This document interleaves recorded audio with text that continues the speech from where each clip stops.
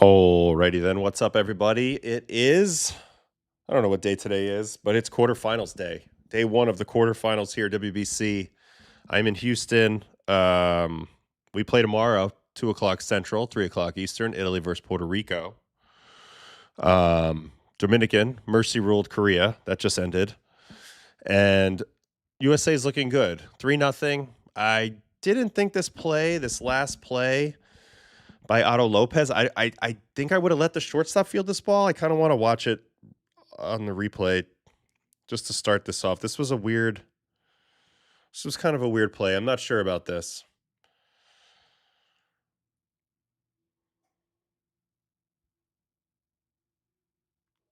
I mean, let's look at the high home on it. Obviously, the shortstop is there, Otto Lopez. So this is Abraham Toro who cuts him off. I think if the shortstop fields it, he's got a better shot to make the play. So I feel a little bad for Soroka. I feel like he ultimately deserved better in this game. That first at-bat of the game, Bobby Witt, 9-pitch walk. Obviously that led to the first run. And, USA's done a good job putting pressure on Canada, and they have to be about perfect. So, I don't know. It's still early, but USA's in a good spot. I mean, they're already into the Canadian bullpen. Webb's been good so far. And it's one of those things. Once again, runs being scored by the U.S., but don't feel great about the process. Yeah. It was Toro who cut him off. Lopez is behind him. So that was my bad. I corrected it, I think, a second ago. Anyway, good evening, everybody. Hope you guys are good. Hope you guys are hanging out. Austin Wells just ended that game for DR. Hilarious. Love it. So we'll keep locked in on the USA-Canada game. We'll go review the Dominican ass whooping as they continue to just be pretty unstoppable. I thought from the little bit I watched Christopher Sanchez, he looked great. Hyunjin Ryu started off with a punchy. Obviously didn't go great after that first inning. So I am also a little bit sad for Korea. But certainly Dominican, and if it sticks here with the score and USA can keep putting up, we're going to get that Dominican-USA game, which might be the game of the tournament. Obviously, the final will still happen, but that might be the game of the tournament. So we'll see if we get to that point. Yeah, praying for that Skeens versus DR matchup on Sunday. U.S. is up, and I'm drinking my closet hooch I made from fall apples from my apple tree. Wow. Okay. Yep, we got the Pasquatch making history for us, and we're having fun. We're having fun. There was a different angle. Freeman might have gotten the throw. The extra height would have been helpful. Okay. The son of former Mr. Canada, Tyler O'Neill, looking leaner.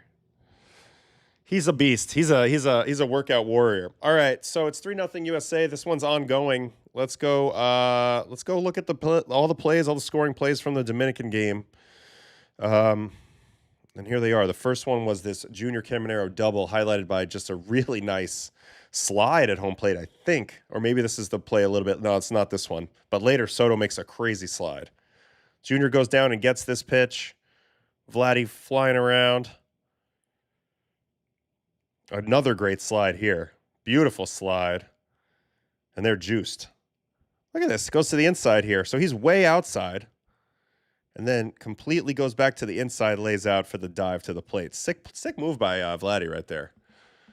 I think this was a thing of beauty. I do. I agree with you, Carl. Let's watch Vladdy get on his horse on the high home.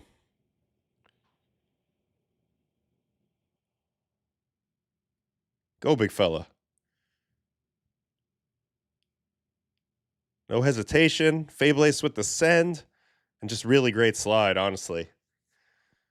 Man, too bad that throw was offline for Korea. They had a pretty good relay. Okay, this brings me to a great point. This is a Buck Showalter-ism. All right, you guys ready for this? Can't tell us straight on this, so you're just going to have to listen to my description. All right, ball down the line, left field corner. Runner coming around third.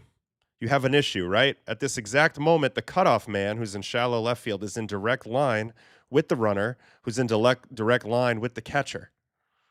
So that makes this throw tough. You can't just turn and throw it directly straight. You don't have the angle. Now, Vladdy kicks out real wide, so it actually gives him a decent angle to throw.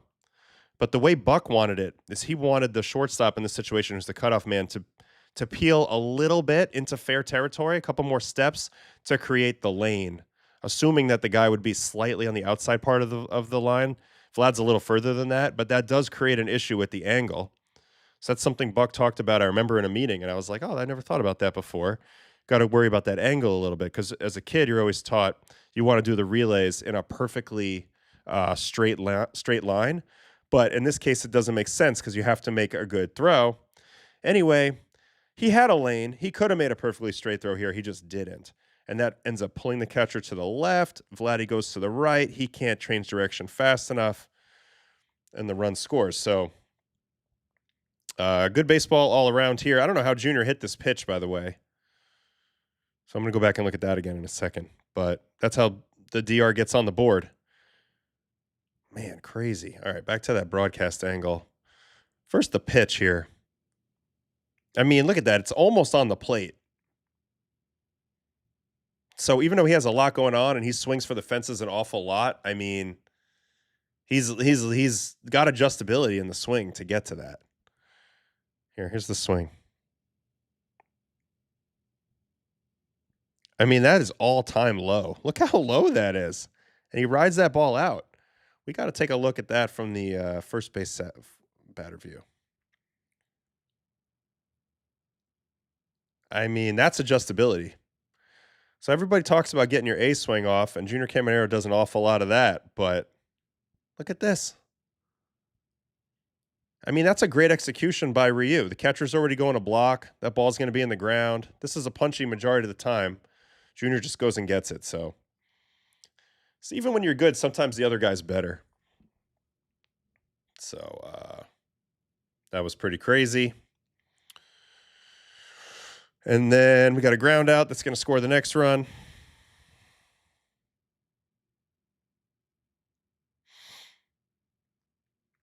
Contact play. Good job there by Caminero going on contact. And, a little bit of fortunate luck for DR here that it's not right at a fielder. Good play by the shortstop to get the out, but he couldn't make the play at home. And it's 2-0 Dominican Republic. What's going on in this USA game right now? Nothing. Man on first, one out. By the time he makes contact, his ass is all the way out. It was. It sure was. Okay, Tatis, single. 3-0. I love it. Just taking the pitch right where it's pitched. Line drive to right. 3-0. This is just a relentless lineup, and they're feeling it right now. Okay, and then here's the play with Soto's slide. You thought Vlad's slide was good. Soto's slide is crazy. Great swing again, just going with the pitch. This is such a tough team to pitch to. My goodness, especially like you're a left-hander and you're going to try to go against some of these righties. I mean, this is a hard play to see from here. I'm sure there's a better replay out there. But the swim move, catcher muffs the tag, doesn't ever catch him, catches a shin to the freaking head, and then Soto scrapes the front of the plate. I mean, that's just ridiculous. So good. Such a good slide. I wonder if this highlight's already available. Let's see. Yeah, here we go. We might get the replay on this. First of all, I just love the swing by Vlad, though. Going with the pitch, going the other way. Catcher's glove dragged in the dirt too. Great slide, but a bad tag too. Yeah, I think it's a bad tag ultimately, but still, the fact that he was able to get his fingertip on it, pretty good. Oh yeah, here you go. Here's the good view. Of course, Machado's in the way. Man, the Korean dude just completely missed him. Holy cow. Yeah, his glove just gets stuck, huh? Crazy. Not what you want to see. All right, back to the play-by-play. So it was really just a beatdown. They crushed him the whole way. Here's a Machado single.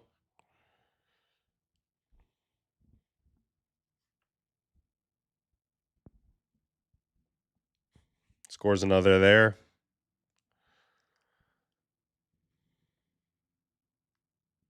Then they walked in a run. They walked in another run. And then the game was put away by this 3-run home run by Wellesley. And they mercied them. So a mercy rule in the quarters. Korea came all the way from Tokyo just to get mercied by the DR in front of all Dominican crowd. So,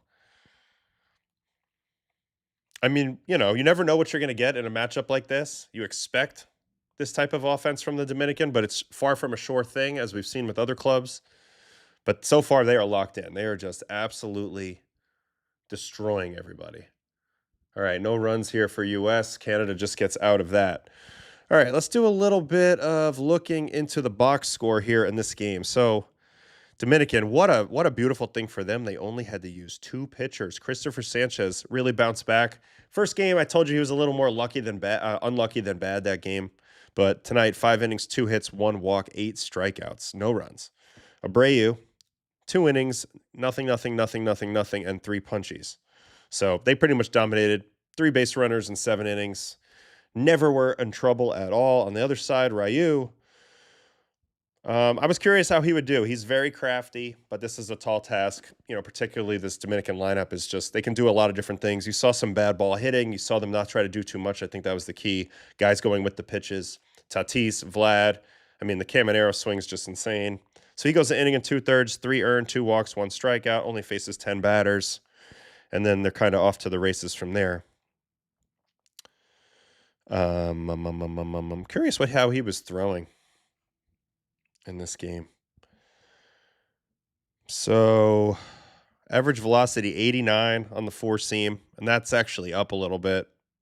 Changeup, just couldn't get the whiff. Got no whiff on 4-seam. Got a little bit on changeup, but the hard hits, you know, 7 balls in play, 4 of them are hard hit. Tried to do what he could, but it's just a tough matchup. No doubt about it. What's irritating? Are you having trouble with your internet? Albert Abreu looked pretty damn good. Surprised he doesn't have a camp invite or something. He's not with anybody? I mean, he's basically got a shortstop delivery and throws 100, typically. So I always think he's pretty interesting. All right, what else we got here in the chat? Feel like Korea needed to have a new base hit celly for when they advanced. Couldn't keep using the airplane once they got on the plane. Oh, yeah, that was the idea. Get on the plane, get to America, right? Crazy. Honestly, he was sitting 89 back in 2017. I don't know. With the Dodgers, I feel like he was like 92, 93. Really crafty. They're just so good, though, you know? Oh, they put an Italy card up for me? I love that. That's awesome. All right, so let's go get into Christopher Sanchez, who really bounced back. We'll watch some of his outing. Webby out for the 4th inning, 3-0 USA. So haven't totally separated themselves in this game yet, but a little bit of a comfortable lead so far. All right, Sanchez, I mean, 63% sinker, so he didn't feel the need to mess around too much. Slider, 19%. His vaunted changeup, only 17%. And off-speed whiff, 100%. 7 swings at his off-speed. They missed all of them. And they missed 46% of his heaters and their sinkers. So they were just overmatched. Completely and totally overmatched by Sanchez. And why not? He's gross. I mean, he averaged, what today? 95.2 on the heater from the left side. Crazy angle, crazy height. 5 and 19 on his sinker. That's a ridiculous run. -1 and 19 on the changeup, which is stupid. And then the slider goes the other way with a little bullet spin. So let's go back to Mr. Sanchez and watch some of his outing, because he did his job for DR. He got them into the semis. He won't pitch again, but they're 2 wins away from the title, and they're going to have a huge game coming up here, but he got them there. So first batter, little ground out on that sinker. So you're going to see a lot of sinkers. He basically spams sinkers in this game. This is what it looks like. It must be spring, man. Ground ball to Perdomo. Easy peasy. They also have a pretty damn good defensive infield behind them, which helps when you're a sinker baller. Pretty good, pretty fun place to be. And then Jung-Hoo Lee punched out looking right here. Great catch by Wells. I mean, he's set up away. But check out how he zips back and rips that ball into the zone. See you later.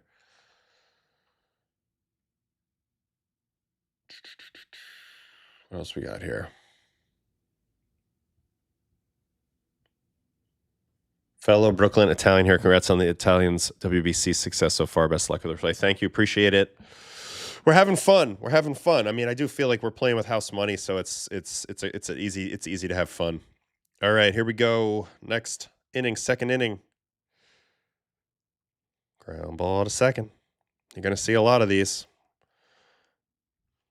That's what happens when you have a sinker like his. Here's BG Moon. This guy raked in pool play. Tough matchup, though, left on left. Chops into the ground right to Machado. And then another called strikeout. So first two innings are identical. 2 groundouts and 1 punch out in each of them looking. So cruising. Third inning. Hyesung Kim of the Dodgers. I mean, he's nowhere near that. I mean, look how much he misses this ball by. He misses it by a full ball's, like a full height of the ball. It's absurd. Gross. All right, next. Ooh, a walk. This is the 1 walk. What was the count? Got to 3-2, so. And he spits on a changeup. All right. Strikeout, ground out. I haven't seen 1 ball in the air yet. I need to do this. I need to do this. Unfortunately, I didn't bring a lot of my stickers with me. So I should have done that. Let's watch this pitch again, actually. Well, I wasn't really watching. Slider down. Perfect execution. Yeah, goodbye.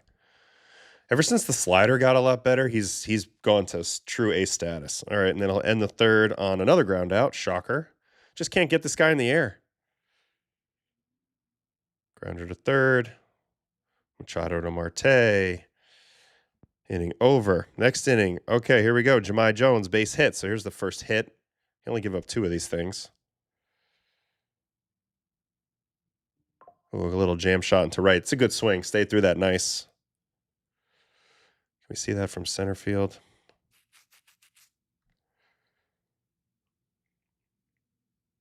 There's a lot of hits over there. Little bloopers into right. No doubt about it. And immediately double play, though. So that's the thing about double play ground ball pitchers.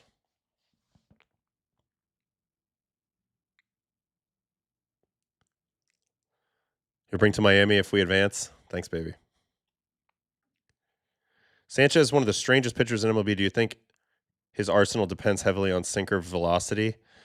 Yeah, there's also something to be said for the high release with the low amount of induced vertical break like he has, like 5. Plus the velocity. So there's a lot of approach angle stuff going on here. And it's just like, it's abnormal velocity for a lefty.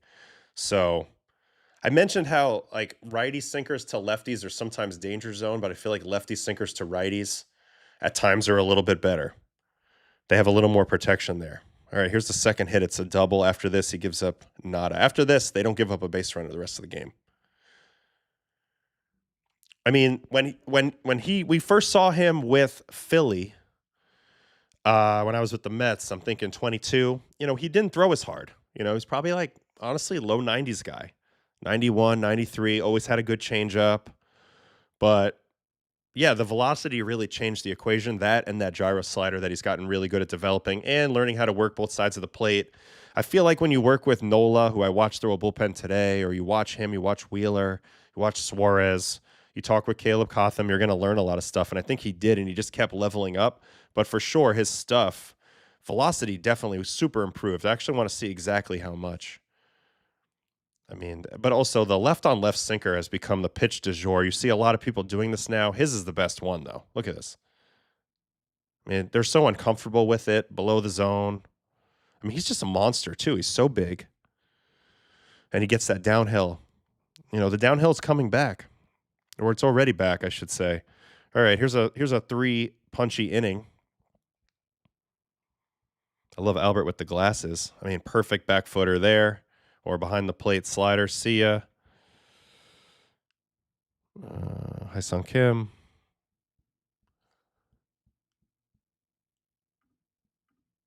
Put a link on the Discord page if anybody wanted WBC 2026 cards. All right, hold on. I didn't see this pitch. I was reading the comments. Lefty starters neutralize the shift ban. Of course, I would have loved to have been a lefty pitcher. I'll tell you that. But he's so good. He's just mowing people down now. And he gets quick outs on top of that with the ground ball. So he's got a lot of things working for him. When you're left-handed, you're going to be good at holding runners. They're not going to be able to steal on you. When you're a ground ball pitcher, you're going to convert that into double plays. You're also going to get quick outs and go deep into the game. On top of that, he's got great velocity and gets whiff rate. So he's kind of got it all, to be honest with you. I think he's on the short list of guys that could go get that Cy Young if it's not Skeens. I think he's on that. And that's it. He just shoved right there. So that was his whole outing, right? Yeah, punched out the side in the 5th inning. So let's go. I want to go look at something on my guy real quick.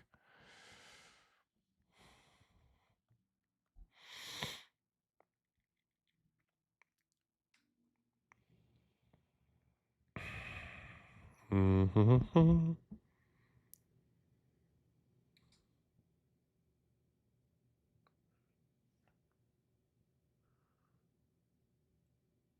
All right, so here's his average pitching velocity by seasons. So he's averaging 93, 8, and 21, 93 and 22, and then all the way down to 92, 1, and 23. So this is like the time period I'm thinking of. And then look, it's just escalated really fast since then. He got up to 94, 5, and 24, and he got up to 95, 4 in 25. And I mean, honestly, he's right there now, and it's still spring training time frame. So that's been a huge level up for him, man. I mean, it's really been interesting to watch. I'm going to go through his percentile rankings over the years. 21, 22 has him a little bit below league average. Then he starts to get above league average. You start to see the numbers tick up, and then he just takes off from there. And that's where you see him now. Coming off 32 starts with a 2.5. They really have a 3-headed ace monster with Luzardo and with Wheeler, if Wheeler can come back. And then also, I watched Nola throw. Obviously, he threw great in the game for us the other night versus Mexico. I watched him throw his bullpen today. I'm expecting him to bounce back somewhat. He's feeling better. I think his velocity will be up a little bit. And his execution's as good as ever. He looked great today. He looked phenomenal when I saw him up close. So Dominican dominates. They're going to play the winner of this game that's going on right now, U.S. and Canada. Still 3-0, 2 outs in the 5th. So Canada hanging with them. Ashman doing a nice job for Canada out of the pen right now. Is there anything else I missed highlight-wise from this game? There's a sliding catch, so let's take a look at that. Yeah, if Nola's back to farm, Philly will be sitting pretty. I also think the Wheeler thing's important to think about too. Well, what will he look like when he comes back from this thoracic outlet situation? I think that's fair to say. And they just beat the snot out of him. Not really a whole lot to add to this one on that front. I'll get in the chat here in a minute while I go to the USA thing, and I just kind of sit here for a minute, and then we'll go recap that for a bit here. All right. Thoracic is brutal, especially for a guy who already said he wanted to retire last year. Yeah, Wheeler is I don't want to compare him to anybody, I guess, but he's been vocal that he's kind of done when this contract's up. I mean, he's got enough money. He's making like $40 million a year. And that's everybody's prerogative. But yeah, I mean, he's been so good for so long. I think he might have been the number one guy until Skeens and Scooble kind of came around. He might have been that number one guy for a bit, combining the durability with the quality. But yeah, now it's an open-ended question. What's he going to look like when he comes back? This is not a joke injury. It doesn't matter which type of thoracic you have. Not good. You don't want it, and so we'll see. Recently, Robert Stock, talked about how a lefty fastball with 97 plus can be elite with average shape. Having a heavy sinker with good velo is huge. No doubt about it. And he's right about any lefty fastball over 97 because it's an outlier. You know, it's automatically an outlier. You just don't see it, so it's a different angle. Doesn't matter whether you're a high arm, low arm, whatever. You throw with the goofy hand, and, you know, elite velocity is even more elite for you because you're not compared with the righties.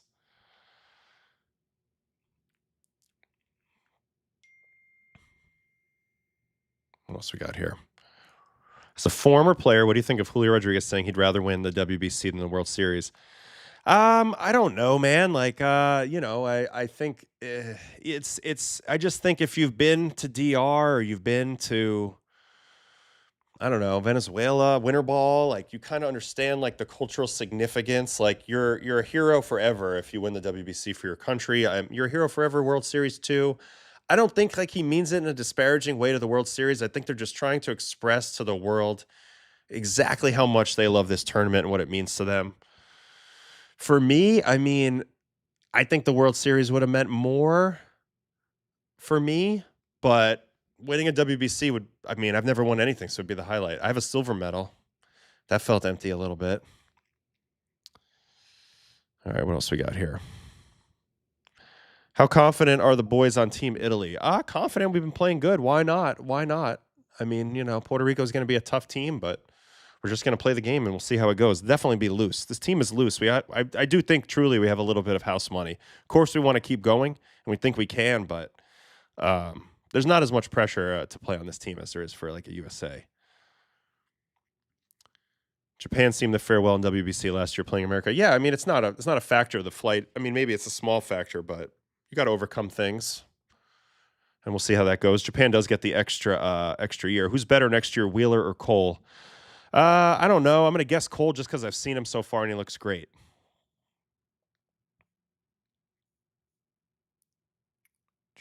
Any championship in high school or conference titles? We have regular season titles. Never won the league title at Northeastern.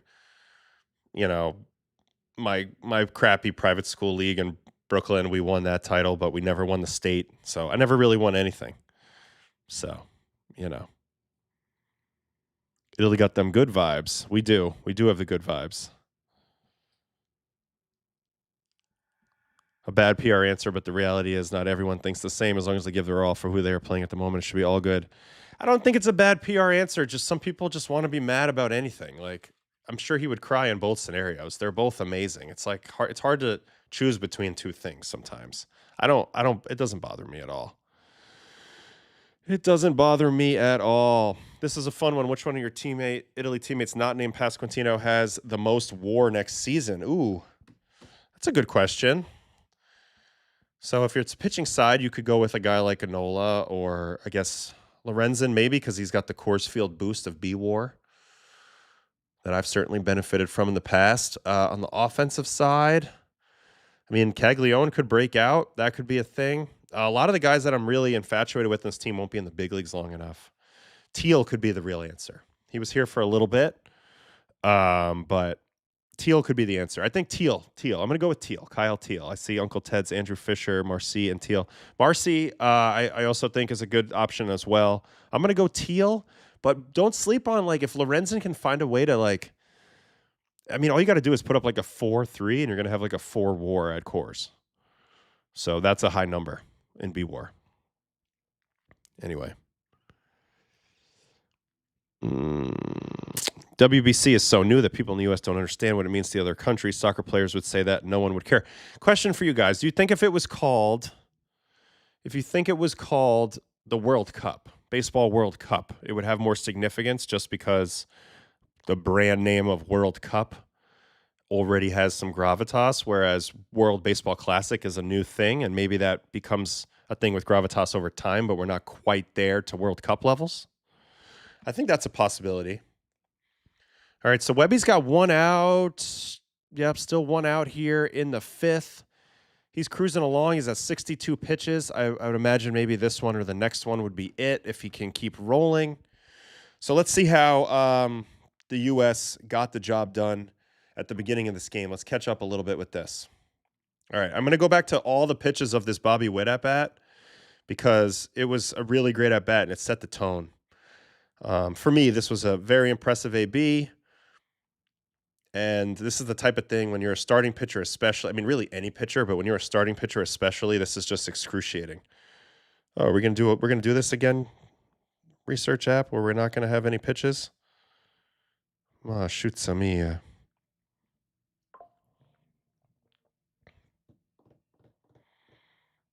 I mean, so Soroka comes out dotting the corner, literally dotting the corner.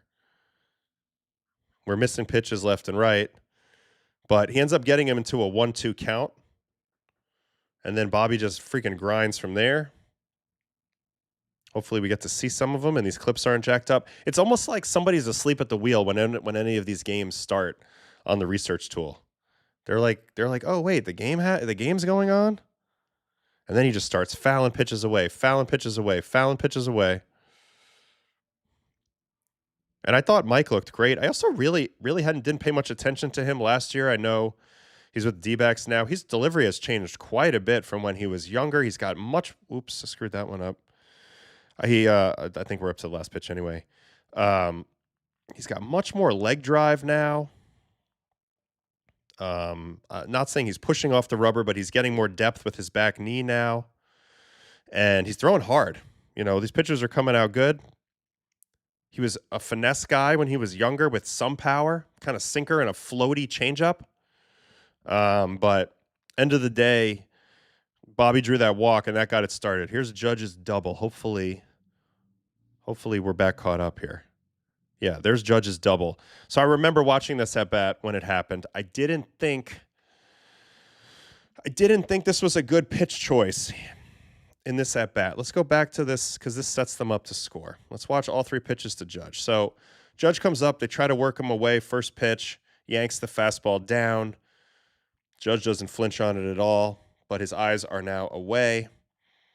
Next pitch is a cutter away. He's not even close to it. So, yeah, at this point, you know if you're going to get him to swing, you need the ball to start middle in. But I don't think you want Judge to swing 2-0 because he's going to get a huge hack. So if it were me, I would have thrown a backdoor sinker here, trying to get a called strike away, thinking that he sees it away, he's going to let it go like he did those other two pitches. They come in. Of course, he does swing because he's looking for something to come start in that middle lane. And even though it's a pretty good location, like this would have chewed up a lot of guys. You go back and look at this location. That's a double play on, I'm just going to say 65% of the time you throw this location, even 2-0 to a great hitter, you're going to get a double play. But Judge's swing is designed to rotate through that and dig that out. And he hits it way too hard. So credit to Judge with a great swing. And I think that typically this would have been a good pitch call, but I didn't like it here to Judge because he's too good for this. If you're going to do that, maybe change up so he pulls it foul. But second and third, great freaking swing. And then they end up getting the run home on this Schwarber ground out.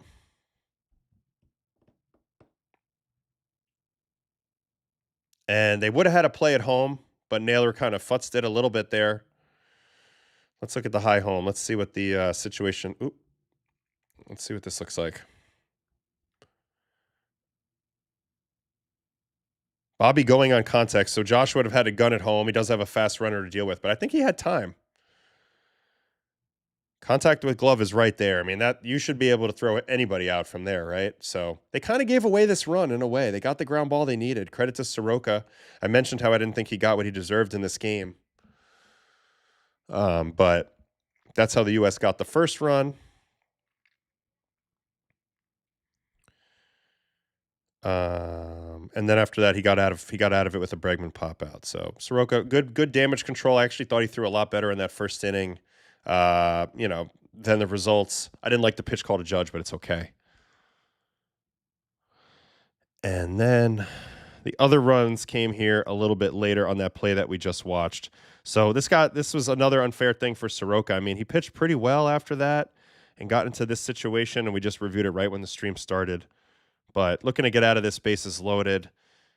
Gets a weak contact out of Bregman. Unfortunately, Toro cuts off Otto Lopez and can't make the play. So that led to the 3-0 lead. And that's kind of where we are right now. Ooh, we just had a close play at second. Looks like Webby's coming out of the game here. DeRosa's going to get him.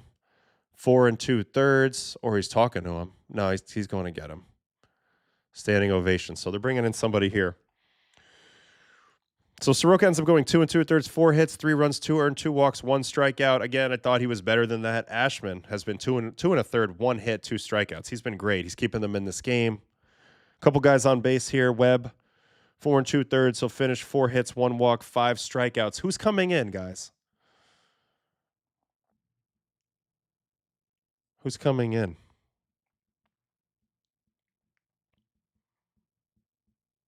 Man, we got a lot of stuff here in the comment here.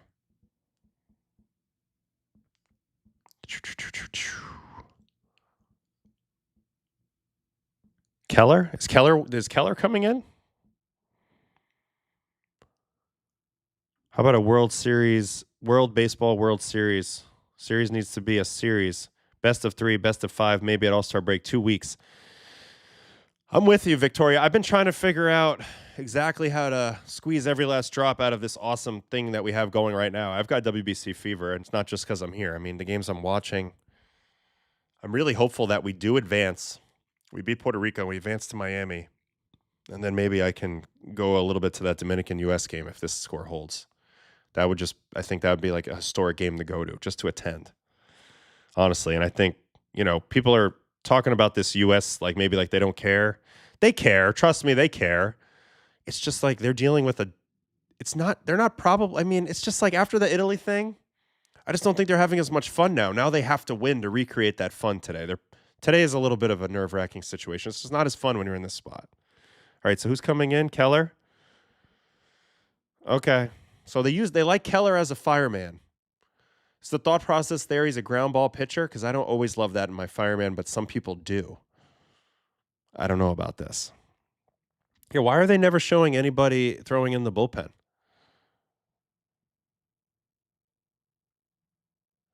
Seeing these Canada errors shows how strikeouts are way more valuable than ground balls. Yeah, no doubt about it.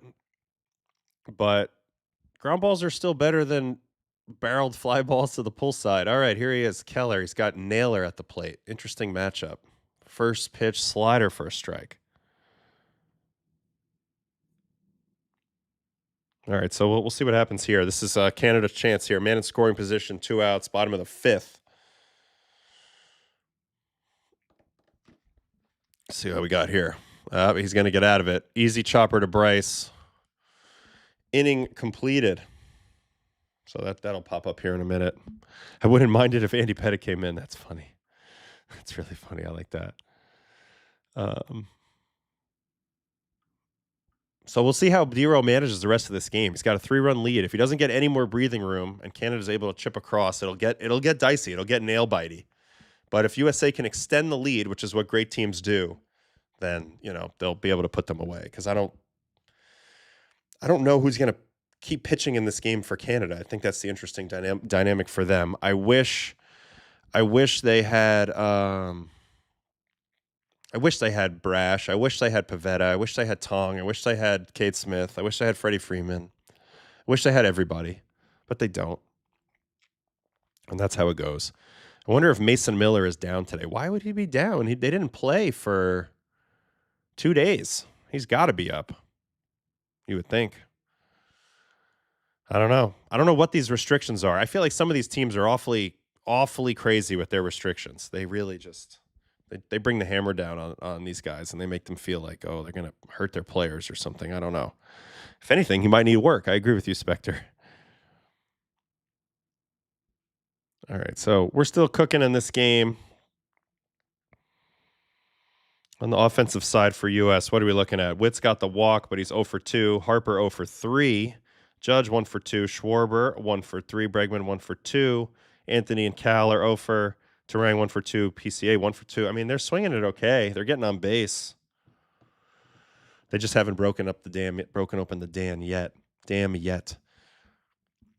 Canada needed Josh Naylor to come through there. Yeah, they really need to chip away. They need to get on the board. If they don't get on the board soon, they're going to be in a little bit of a scenario here.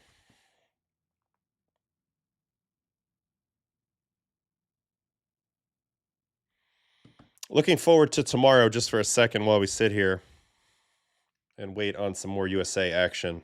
Kind of crazy that the Dominican game ended in a mercy rule.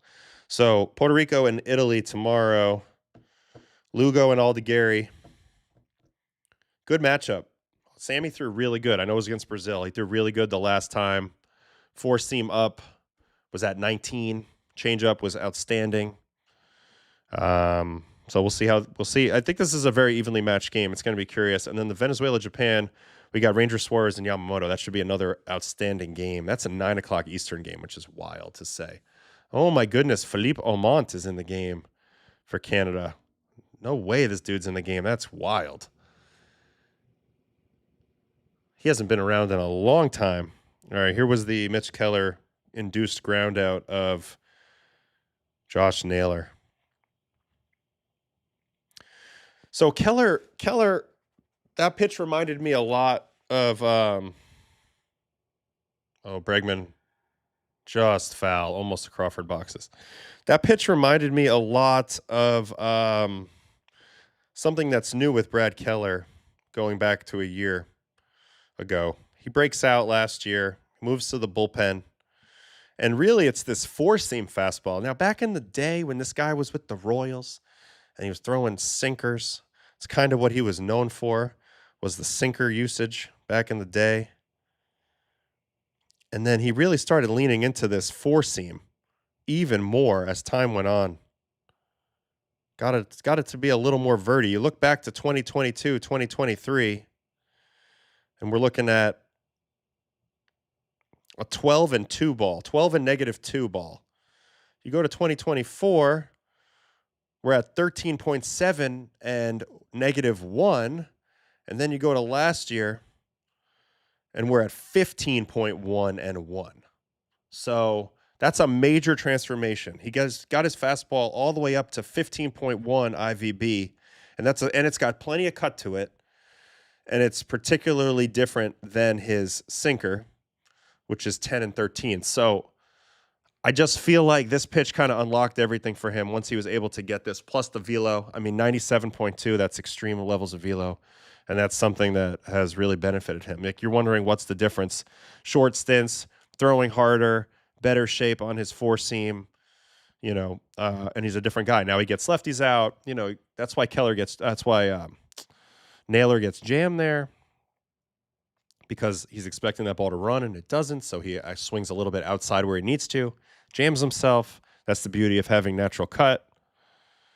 And that's kind of the Brad Keller scenario right now. So here's Aumont, I mentioned. I wonder how old he is now. He's got to be close to my age. I think he's a little younger, but haven't seen him in affiliated ball in a while. Let's click on the old dog. 2020 is the last time, actually. He was in the big leagues with Toronto, no kidding. But all the way back to 08. 08. Oh, these are spring training games. So this is 08.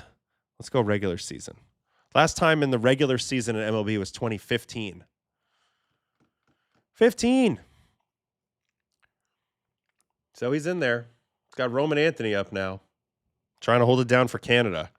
This tournament's just so fascinating. You're going to have, World Class Stash. We're in the stash business these days. So he does have a good stash. That's for sure. But anyway, it's interesting that this dude's pitching. I'll say that. All right, we got to go back and back again. All right, so Roman's up here. 3-0 USA, top 6. Looking to tack on. Canada looking to hang around here and see if they can get a rally off one of these relievers. All it takes is one reliever to just have a really bad command day, and you can get the tying run to the plate in a scenario like this. Adam, when you were throwing lots of balls out of the zone, strike zone to the left, can't you move to the right of the mound? Yeah, I could, but that wasn't the issue. The issue actually would have made my problem worse, to be honest with you. Because the issue that I was having the other night was that when I would go to extension, like when I would have to reach this way, my shoulder has no stability. So like if I throw to my arm side and I stay in this lane and I don't have to extend as far, I could make this pitch. like pretty comfortably. I could locate it. I had control over my shoulder. But when I had to like rotate and extend further out to my glove side, my shoulder's kind of wobbly right now. And honestly feels terrible. So I think that was more of the issue. I think the other issue was I was over rotating, trying to generate any velocity I could because I have a noodle arm right now that doesn't really work. But if I moved to the right, that would have accentuated the problem because then I would have been having to extend to my glove side more. And I think that is what the issue was. So if anything, I should have just only thrown pitches over here. But I didn't make that adjustment very fast. But it's hard. It's tough. Baseball is a weird thing. I always land on the ball. I always land on the ball of my foot. Always. Every time. All right. Anyway, good question there. Average WRC plus of the starting lineups of DR and USA Today was over 136. Yeah, I mean, they're the best two lineups in the world. That's why it's going to be so fascinating when they lock horns next game. Not sure who's going to pitch for DR yet. I wish it was Sanchez. Sanchez Skeens would have been great. But I don't know who they're going to go with. Is it Bayo? Is it Sevy? It's not Sandy, I don't think. Oh, Cal just went kaboom. Oh, it's foul, though. Damn. Oh, Mont just laid that in there. Come on, big fella.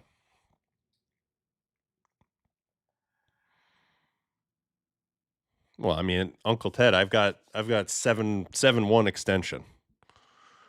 So we're good. Got to call Rick Sanchez to make you a new arm. You'll pitch forever. I wish that was the case.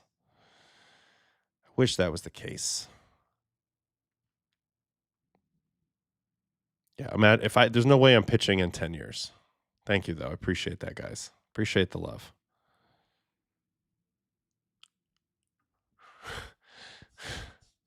It's not going to be I'd be shocked. I don't know who it's going to be. I think they might go bullpen day. They rested their whole bullpen. That might be the strategy, but then also at the same time trying to outstuff USA is risky. It might have to be a slugfest, but if it's Skeens, I mean, I guess we're getting ahead of ourselves here. But if this does happen, Skeens would be the advantage no matter what, right? Bayo was back in Fort Myers today. Interesting. So it's not going to be him.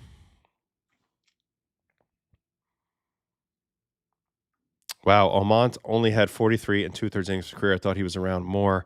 I mean, he was just a big prospect. He was a name. It was crazy today. I was on the bus talking to Ned Coletti for a while. He was giving me breakdowns of like when he traded for Manny Ramirez. We were talking about all sorts of prospects that were like considered in the deal. He was amazed at some of my recall on some of those guys, but that was like my era. So I thought that was fun to kind of talk with him. You do actually think it's Sevy. I don't think Sevy does very well against this squad. Now, I could be wrong, but they could go bullpen game. They have a lot of options. Got a lot of options. I'm not sure. Yeah, but if he needed to get work in, he would have just done it with the DR team. So now I don't know if it's him. I haven't seen any info on the Dominican pitching plan at all, and I think that's good. It'd be great if they did. What if Pedro walked out there and he was just like in his prime again? That would be hilarious.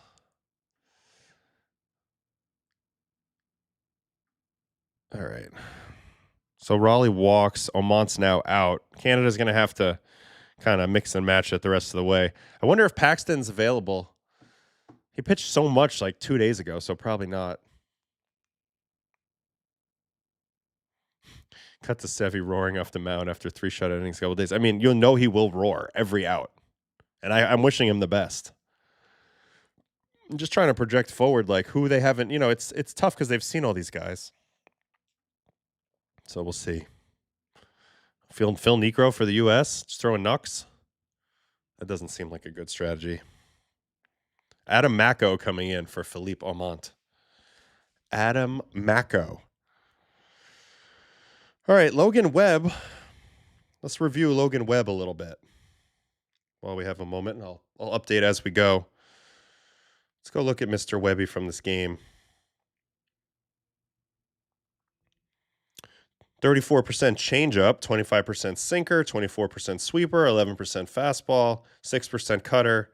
Looks like he faced much more lefties. 46 pitches versus lefties, only 25 versus righties. Not a big whiff game. Got 4 on his changeup. That's about it. 1 on the sweeper. Did pound the zone, though. 74% first pitch strikes. That's always the key. What else? Hard hits, 4, but they're probably on the ground, being that it's Webby. Velocity was down, but he doesn't really pitch off velocity. He did a great job in this game, considering all the lefties as well. So let's go see how he did. Adam Macko is in there facing Mr. Bryce Terang right now. All right, Logan Webb. Otto Lopez singles to start off the game. I forgot about this. Oh, yeah, a little chopper over at Bregman's head. Somebody water that infield. Terang up the middle, base hit. That's going to score a run. Clark's just going to toss it into second. First and third, 1 out, 4-0 USA. Big hit for Terang. We'll watch that in a second. Let's keep going with Webb since we just started. All right, Naylor.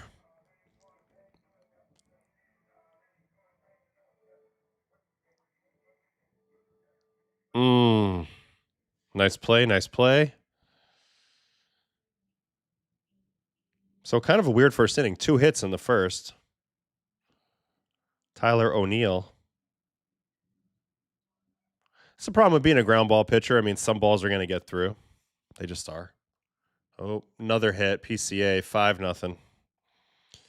5-0 USA. It's looking like we're going to get the matchup we want. I'd be surprised if they relinquish this lead and don't add on to it now. And then Webby got out of this with a beautiful front hip sinker, I thought, to Casey, right? No, it's a changeup. Good pitch, though. One of the few whiffs he got. Really good execution, though. Nice pitch. Nice pitch. All right, second inning. Oh, that's the one I was thinking of. Man, that's dirty. Or maybe this is how he ended the first inning. Look how dirty this is. I mean, that's way in there. Bink. You know how good of a feeling this is? This is one of the best feelings in pitching. Oof. Nasty. Dirty. Dirty, dirty, dirty. All right, so he dug out of that. Second inning. Backdoor sweeper? Yep.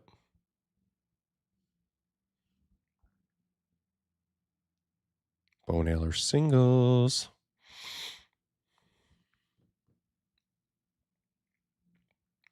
Good swing. I mean, Canada, they didn't do nothing offensively. They just have nothing to show for it. They never strung it together.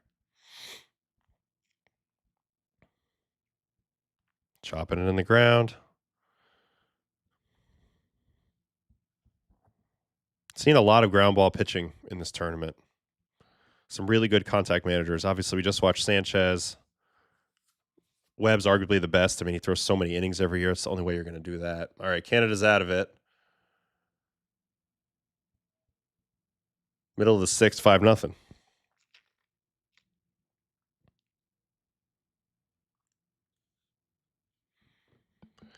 Canada had some good chances to score if Webb couldn't get the big hit. Yeah, I'm feeling that way. I'm feeling this game could be a lot closer.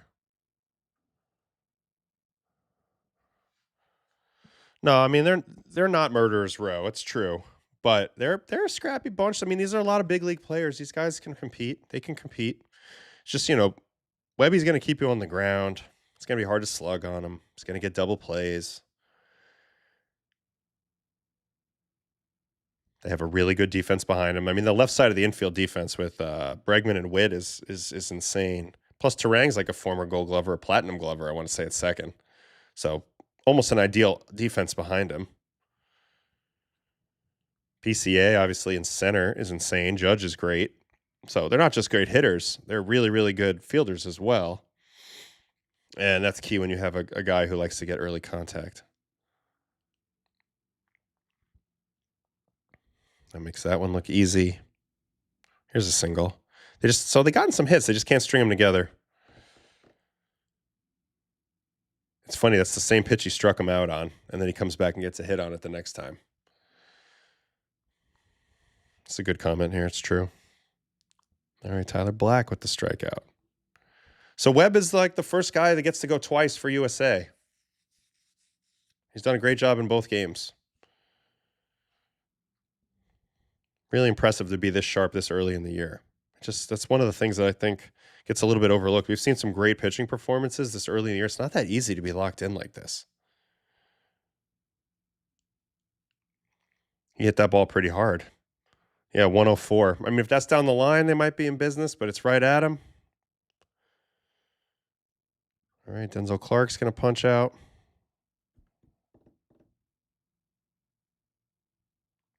Right on right changeup. Good pitch. We've seen a couple of good ones, like the Weissert one the other day. This is another.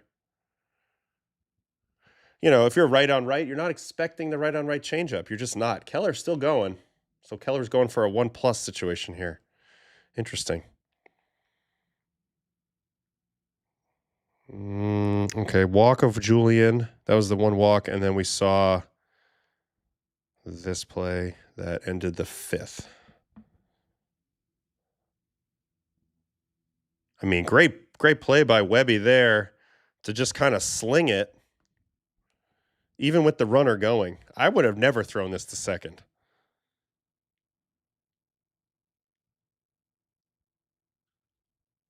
And then that's when they brought in Keller after that. Hell of a hustle by the runner here. I mean, my God, he almost broke everything. His own leg, the fielder's leg, slid way too late.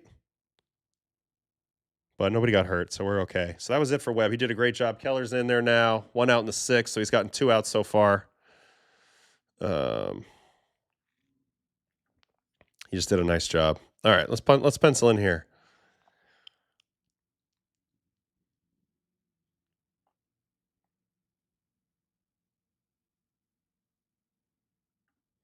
If Denzel Clark can just hit a bit better, he's a star. I do like watching him play that outfield, I'll tell you that. Let's see what adjustments he makes this year. I mean, he's only just gotten to the highest level. Could have been very ugly there for Terang.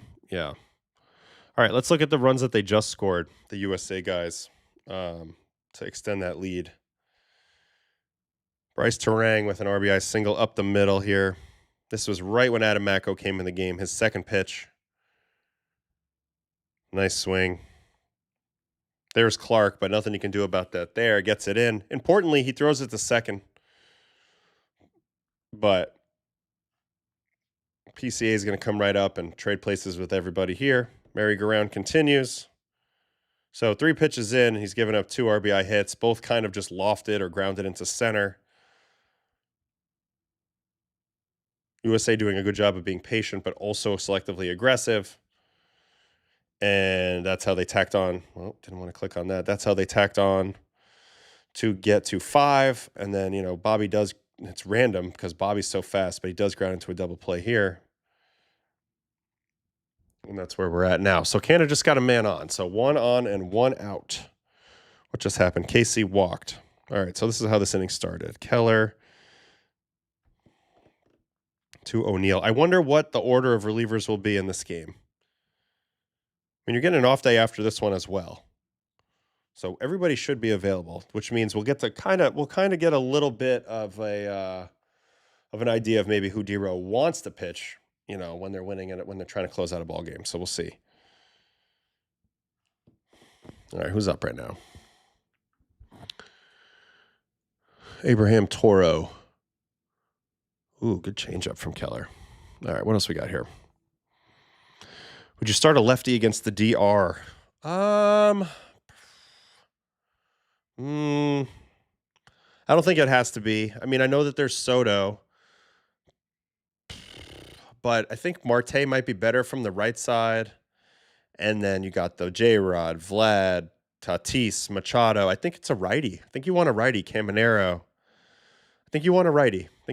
I think you'd rather face Soto, lefty Marte, and lefty Perdomo, and lefty Wells than the righty versions from the left side. I think so.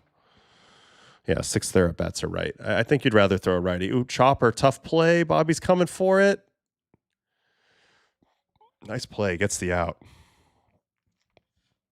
Really good play here. Like, you have to stay really under control. When this one pops up, we'll see it. So man on second, another 2 outs, runners in scoring position situation for Canada. They can't afford not to cash these in now because 5 runs is a lot to get. Here's the ground out we just saw.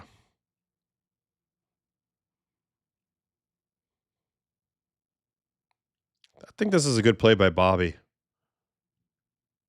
It's not an easy play at all, but he made it pretty routine. I mean, it's a weird hop. That's an in-between hop if I've ever seen one. But he fields it no problem and then is quick with this shuffle throw. I like that a lot. That's a smooth play. Otherwise, it'd be first and second. All right, we got Black up right now, 0-2 count. Yeah, that was a tough play. How do you do that?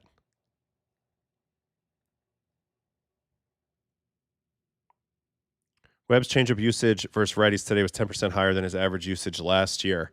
I mean, I did hear him talking in spring training this year about, how he wants to be a little less predictable to both sides. So right on right changeup, I'm telling you, like, it's not a pitch you're trained to look for right on right. You're looking for fastballs and breaking balls for the most part. Right on right changeups, unless it's like a super primary pitch of the pitcher, they're not going to key in on that. So I always felt like right on right changeups a little bit of a cheat code. Ooh, they're going to get a run. Little line drive to left. Roman does not charge it, backs up on it. And Canada gets on the board, 5-1. Good swing by Black there. Tyler Black with a very nice swing right there, drives in the run. This is a sinker that he just pulls. Oh, he doesn't pull, throws it right on the corner. But why would you throw a sinker away to a lefty? I definitely, with 2 strikes, you're not going to get a whiff there.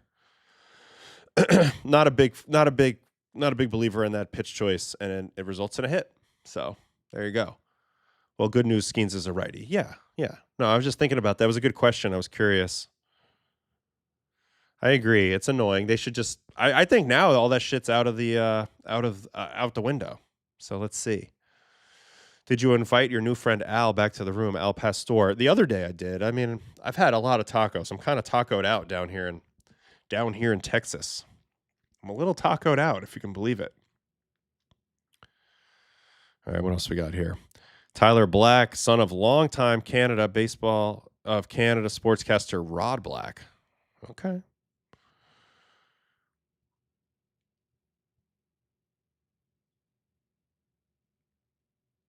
$5-1, hanging in there. He's got a porn stash. I don't think that these porn stars rock the stashes anymore, right? I assume not. I don't know. I feel like everything's reverso in that world, maybe. I assume Roman was shifted, but weird route. Yeah, let's watch that single. Just watch Roman. I feel like he takes a super deep cut to this. Now, he's probably not throwing him out, but he completely concedes it. Look at the deep cut he takes. He backs up on it, you see? I mean, not that he's throwing him out. I know he's not, but it occurred to me when I saw it that he definitely backed up on it a little bit, right?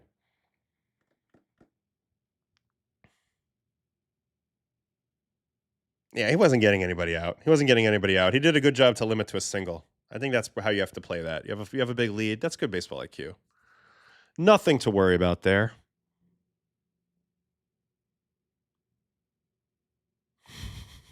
Why are you asking us? Who do you think we are? Oh man. I mean, like any American, Italian American, of course we like Taco Bell. You got the Taco Bell Pizza Hut combo. You get Italian Mexican food all at the same time. Definitely more concerned about holding it a single than a run. I think that was the right play. I think it was the right play.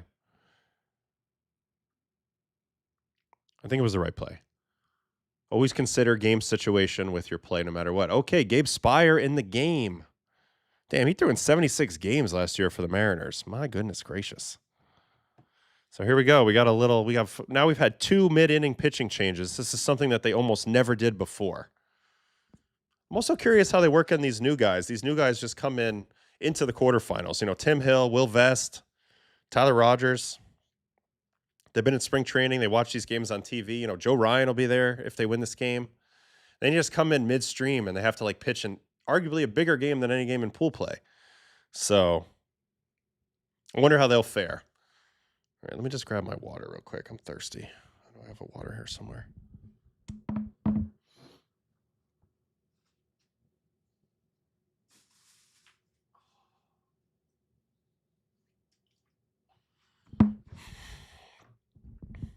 As a fellow Italian fan of Olive Garden, you know, I've only been to Olive Garden like twice, and it was like when I was in like A ball, single A, like Davenport, Iowa. I mean, it's not bad. It's not bad. I mean, it's Italian food. It's not the real deal. It's nothing that I'm seeking out when I'm on the road or whatever. But you know, they've been around for a long time for a reason. They have something going on. What's it? The tour of Italy. Who's available to pitch for each team now? Hold on. Let me first call the 30 GMs and their agents and get back to you. Yeah. Not worried about Tim Hill. Cold as ice, and he's made of rubber. Yeah, I'm not worried about him either. I'm just curious, you know. I mean, like, what's the emotional state? That's all. You get dropped into it. You don't get to work into it at all. Oh, huge home run. Second deck. Bo Naylor, 5-3. 5-3. Nail biter time.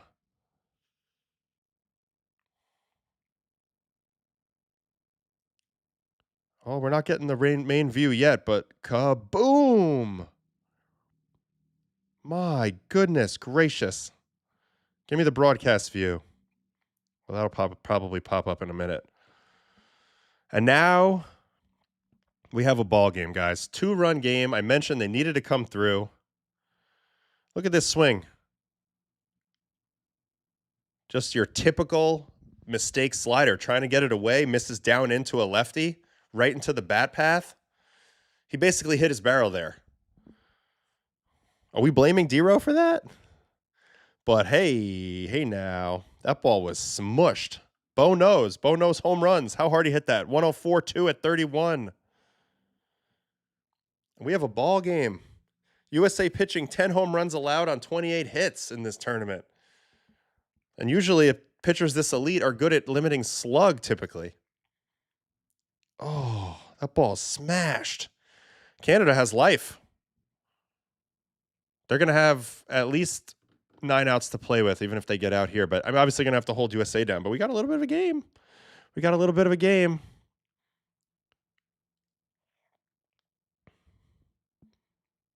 Yeah, I agree with this comment by Josh. I don't think you can blame the manager for going the left-on-left matchup and giving up a tank. It's Spyer's fault. He hung the slider. It happens. But also it's credit to Bo Naylor for drilling the bad pitch. That should happen. That ball was way back. Like, we need to watch that again and again and again while we can. This ball's smushed. Second deck job.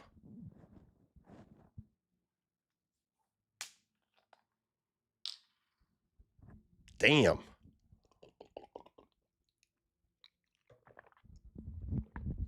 Denzel Clark foul ball. Of course he's joking with this Kershaw comment. He knows. He knows Kershaw's not pitching. Come on now. Let's watch it again. 404 feet. Home run in all 30 ballparks. Man, Bo Naylor. What a beast.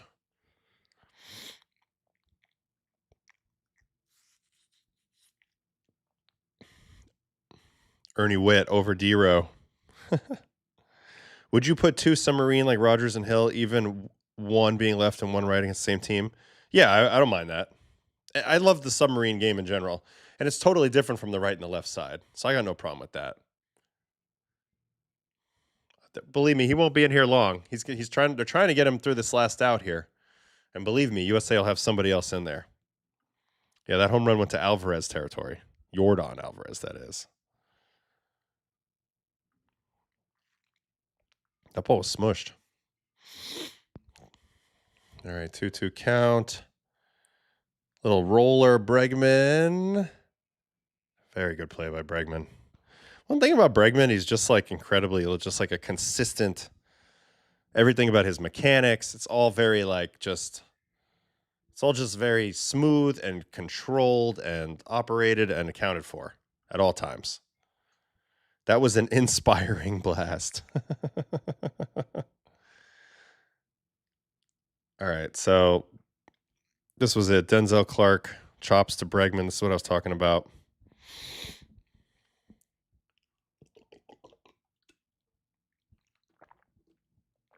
I mean, like I said, he's smooth over there. It's easy. He's very robotic over there. Mariners pitchers love giving up home runs to that spot. Ooh, you're thinking of that Robbie Ray, Jordan Robbie Ray.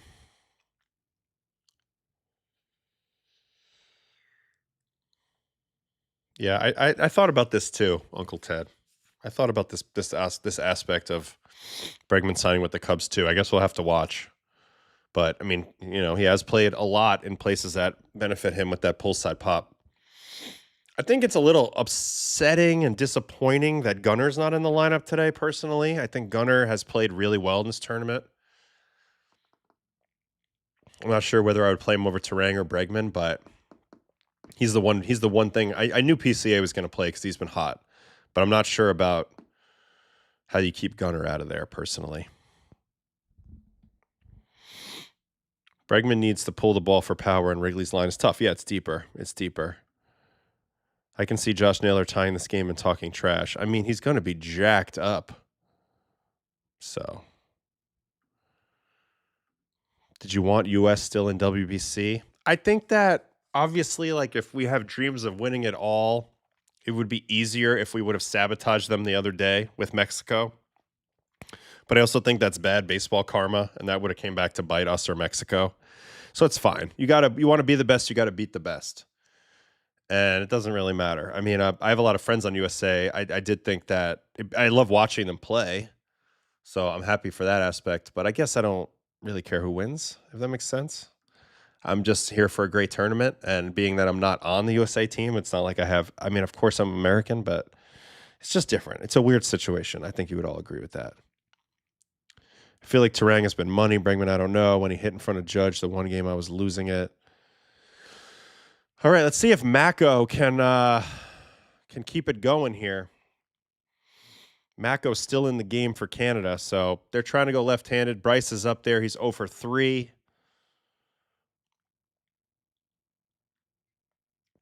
And I feel like we have the best karma now because we didn't do any of the shenanigans. We just went out there and beat Mexico's behind. And now everybody's fine. I would put Gunner against DR. They will need this type of hitter. Yeah, they might. I don't know. It's intriguing. Like, there's definitely some seniority seniority thing going on here with the Harper and the Bregman. I mean, Harper and Bregman, they both are great players, both superstars. To be batting 2 and 5 in this lineup, I'm not 100% sure that's deserved. It's just hard to. It's just you think you can't go wrong, but in a way, I don't know if it's the right choice. I'm not sure.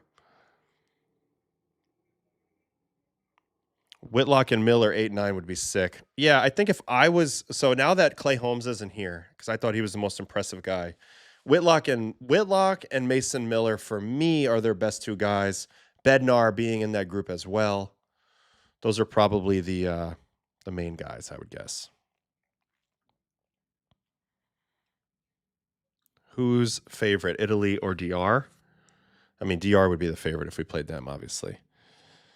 All right. Baseball and coffee chat slogan: when you're here, your family. It's true. It's true. We have a great family and community here. Ooh, Bryce punches out looking. He doesn't like the call.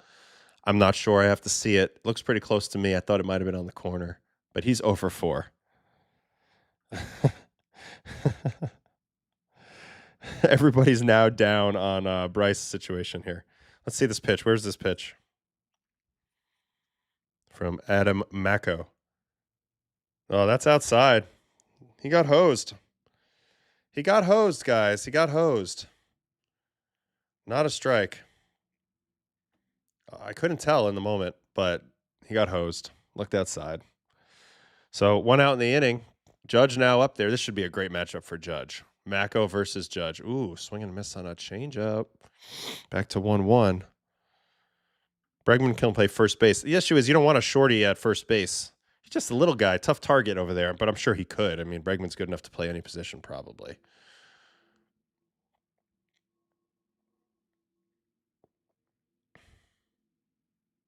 Yeah, that was way outside. Upon further review, he got hosed there. He should have had a leadoff walk. First base is not that hard. Tell him, Otto. It's incredibly hard.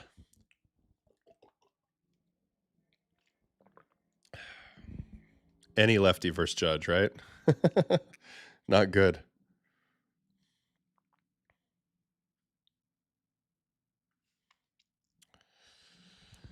All right, 1-2 count ahead of Captain Judge. Tries to go up, spits on it. Mako's pumping 96 from the left side. It's not bad.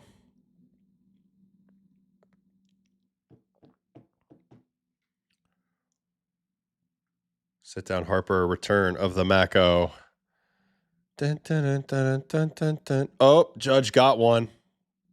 Oh, he got it too high. Hit it too high. It's too high. What do you mean it's too high? Too high. Oop. What's the launch angle on this? 36 degrees. 104.8 at 36. Can't go to center. The way he stood on it for a hot second, I thought maybe, but it's actually not even warning track. Ball don't fly there. Got under it. Didn't work out. This team needs young Bryce energy, not his vet persona. I will say, like, he sure seems crotchety these days. And, like, he's really jockeying for, it's, he's got a little LeBron going on in there a little bit. No, don't you guys think? Just a little bit of, like, a, don't forget about me. I'm still the man. I don't know. Just be yourself, bro. Ayo, are you helping out with the bullpen catching now? No. I mean, I'm helping out with everything else, but I don't know about that. Yeah, he just missed that ball. Mako's looking good. Just pulls a nice banger out of the bag to get to 1-2 on Schwarber. I still think Harper's going to rake. I do think he's going to rake. But I feel like, I don't know, something's off. He's definitely, his attitude's a little bit, I don't know. Something's off. Something's off. I don't know what it is yet. He doesn't play like LeBron and never has. I mean, I'm not putting him in the GOAT category, like LeBron's right there, but just the way that LeBron tends to fight for his own legacy and the narratives that he wants to put forth. That's all I'm talking about. I mean, he's like 40 something. I mean, he's definitely going to keep going till he gets a full farewell tour. He would not be the type to just disappear. That's not him. Cocky as a rooster on rhino horn. All right, what else we got here? Hitting behind Schwarber won't help your counting stats. Just noticed the mustache, very thin. Doing what I got to do. Will I get a baseball isn't boring tattoo? Absolutely not. Not on that wave. I love Rob, but I'm not getting a baseball isn't boring tattoo. No chance. Aaron Rodgers, energy. Man, I don't agree with a lot of what Aaron Rodgers says. He said something recently that I liked, but for the most part, no. I don't know. That guy's kooky. Yeah, there's no one left on base after Schwarber. So, yeah, 7th inning now. So, if you were the U.S. team, who are you putting in this baseball game? Here are your options. Clevenger, probably not. Bednar, perhaps. Tim Hill, maybe. Griffin Jacks, maybe. It's not Miller time yet. Maybe Vest. See, to me, it's Whitlock and Miller at the end. So it's a choice between like a Vest, like a Tim Hill, a Griffin Jacks, Tyler Rogers, one of those picks. I guess you got to look. I'm sure there's some, got to look at the matchups and stuff. I think I would go with just like if all things are equal, who do I think's their third best reliever if you're going in that order of awesomeness? I kind of like Griffin Jacks. Griffin Jacks or Will Vest, maybe. Those are two good options there. Mako striking out Schwarbs with that curveball. He's had a good curveball today. That's nasty. Gets the check swing. So he keeps Canada in it. They are down 2, middle of the 7th. Who's in the ball game? Bednar. Bednar in the game. Okay, Bednar's a good choice too. I almost forgot about him. Bednar's a good choice too. They have a lot of good choices. So it looks like they're probably going to go Bednar, Whitlock, Miller, I would guess here, to get the last 9 outs. Maybe if there's a tough matchup, they bring in a lefty or something. I don't know. Yeah, Holmes left. If they had Holmes, Holmes might have been the guy. But he's not there.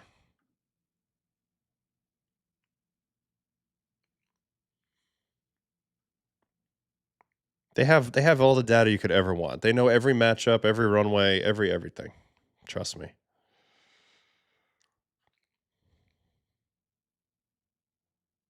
LeBron's in our grade, no? Jared? I think he might be older than me. I don't know. Bednar's good. Bednar's good. He'll be fine. I think he'll be fine here. He looked good the other night. I know he got in a little bit of trouble against Italy, but he got out of it with some smart pitch choices, going splitters to our flat bat path guys, spamming them. Nori and Marcy. Nori and Marcy, you got to get those guys to chop the ball on the ground, especially Marcy. Marcy's a very good hitter, but he's very direct. He's built to hit the top of the zone fastball. So that anything with that steep angle to it is going to really play. And Bednar spam splitters. That's what he's doing now too. Oh, Bryce Terang doesn't make the play. Leadoff man on, Julian. Leadoff man on. Ay, ay, ay. I think he should have made this play. Bad location. Didn't get the splitter down. Kind of overruns it a little bit. Loses control while going after it.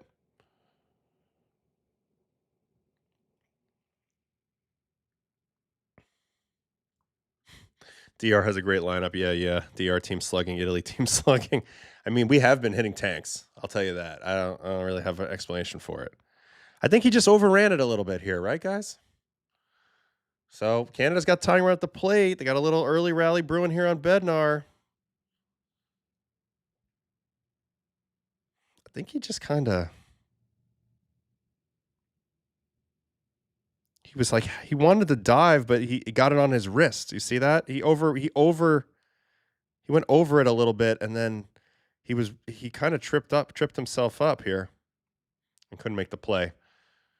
More of a physical error.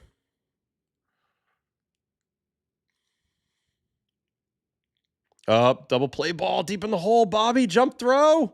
Safe. Another infield hit. Ooh, does Canada bunt here? Another infield hit. Oh, you already saw this one. This should pop up any second here. Otto Lopez. Man, Canada's getting some batted ball luck. Bednar looking for that double play, but this ball's deep in the hole. Bobby tried everything. It was a great play, but Lopez has got some speed. It's not Alejandro Kirk running anymore. Infield hit. 2 guys on. Nobody out. Yeesh. Who's up? Ooh, Naylor. Josh Naylor. Go ahead run at the plate. Tying run on first. Double play still in as a possibility here. I think he's going to spam curveballs and splits. Let's see. First ball. Oh, pass ball. They move up to second and third. Oh, Cal Raleigh just whiffed a curveball down the middle. And it's a ball, and it was a strike. RE24 says sack bunting is the wrong move. Well, they weren't planning on it. But now it's second and third, no outs. Tying run on second. Hard play for the Tarangatang. Ay, ay, ay. Here, watch this. Here's the pass ball. This is a straight pass ball, by the way. I mean, he just misses it, and it was a strike. I mentioned that Bednar was going to spam him with curveballs and splits, but I mean, former Platinum Glover just with a whiff eponymous right here, and now they're in business. 1-1 count. Yeesh. Fastball in ball. 2-1 count. Canada's going to do something in this inning. This game is freaking tight. Yeesh. Oh my God. He just missed it. He just flat out missed it, right? No. No IBBs here. You don't put the go-ahead run on base. 2 runs here, as bad as it is, and as disappointing as it would be for USA, if you're managing here, you don't manage to avoid the 2 runs. You manage to avoid the 3rd run. You have to believe in your team's ability to score. And you know, if you get the out here and they move up to third, yeah, maybe you play the infield in, try to cut ahead, but you don't do anything to risk a huge crooked number that puts you on the losing side of things here. No way. Can't do that. Not in my opinion. Yeah, we have ball 3. 3-1 count. I don't think he's going to throw him a fastball here. I'd be shocked. I bet he's going to throw him a split or a curveball.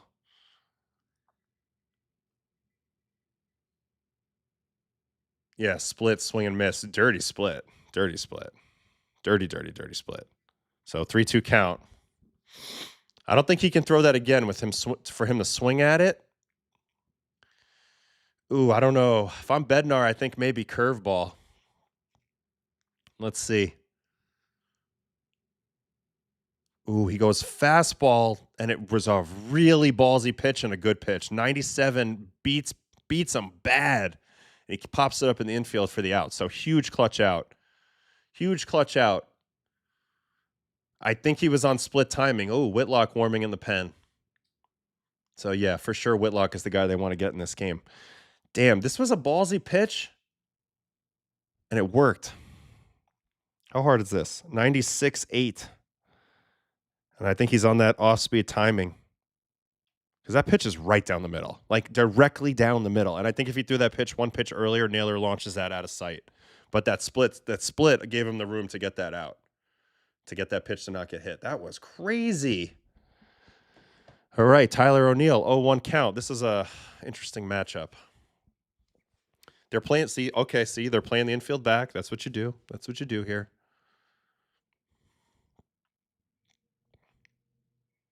Ooh, 0-2. Good elevation by Bednar. He's really locking it in right now. I think he was sitting on the off speed. He hadn't really seen any fastballs there. And he got undressed by the 3-1 split. So I think he was sitting on that. That's my thesis. Tyler O'Neill, now he's got to dig out of this 0-2 count.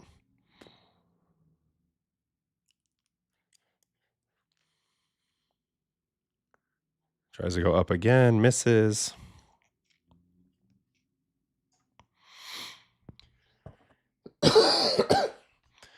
Yeah, that's what I think. I think it was just he was on splitter timing, and then he got blown up with a fastball faster than anything he had seen yet. All right. Ooh, curveball, swing and miss. So Bednar goes punchy with second and third, no outs. That's massive. So do you stick with him now? Try to get him the third out the way he's throwing it all of a sudden? Or do you go get Whitlock for 4 outs here? Who's coming up? This is a great pitch, by the way. This is a great curveball. This is a great curveball. Perfect spot.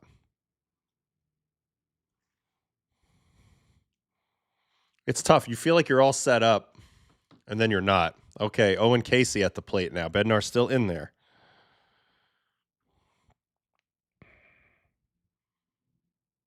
No, I don't think so. Not necessarily. I mean, unless the Yankees have him on some sort of limit. Little curveball, 1-1 count. His curveball and his split are outstanding. His stuff's been great in this game. I mean, the first 2 hits are infield hits. But he's finding a way to dig out of this. This is big-time pitching stuff right here from Bednar. And this is good to see in general because sometimes as a closer, you got to do this shit.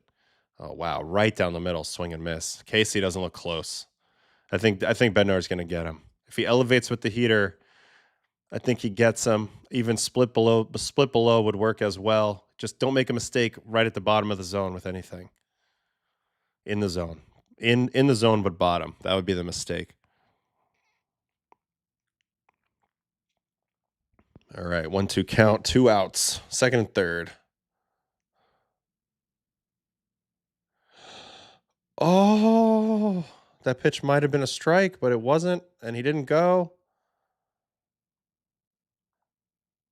Oh, wow.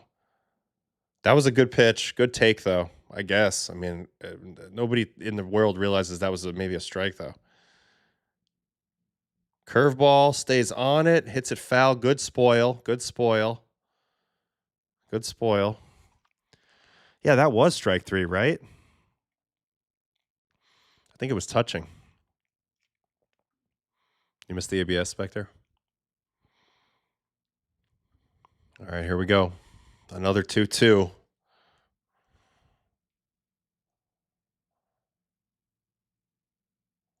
Wow. Elevated it good, but he fouls it off. Surprised he fouled that off. I think now split down, if you get it down, gets the swing and miss or a take, but I don't think it's damage. Curveball could work off that. I mean, he's really sped up to have touched that. All right, here we go. Splitter, chops it foul. Pretty good pitch. A little bit lower. I think he gets the miss. So Bednar is about to throw his 25th pitch. I would imagine this is his last batter either way. They're not going to let him go too much deeper into this. And he's grinding. He's giving everything he's got right now. This is like, this is great. Here we go. Great take. Curveball. I think he takes it because it starts a little bit more in.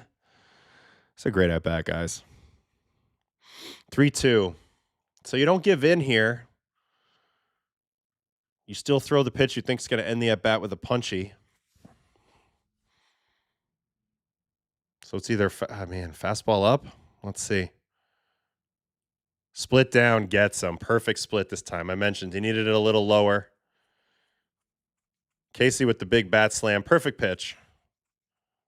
So Bednar punches the side. Second and third, no out. Punches the side. My goodness. Great last pitch. Great last pitch. Great last pitch. Great job by Bednar. He did his job, and he worked awfully hard for it. Bailed out Terang quite a bit there. Man, that's a good pitch, dude. Such a good pitch.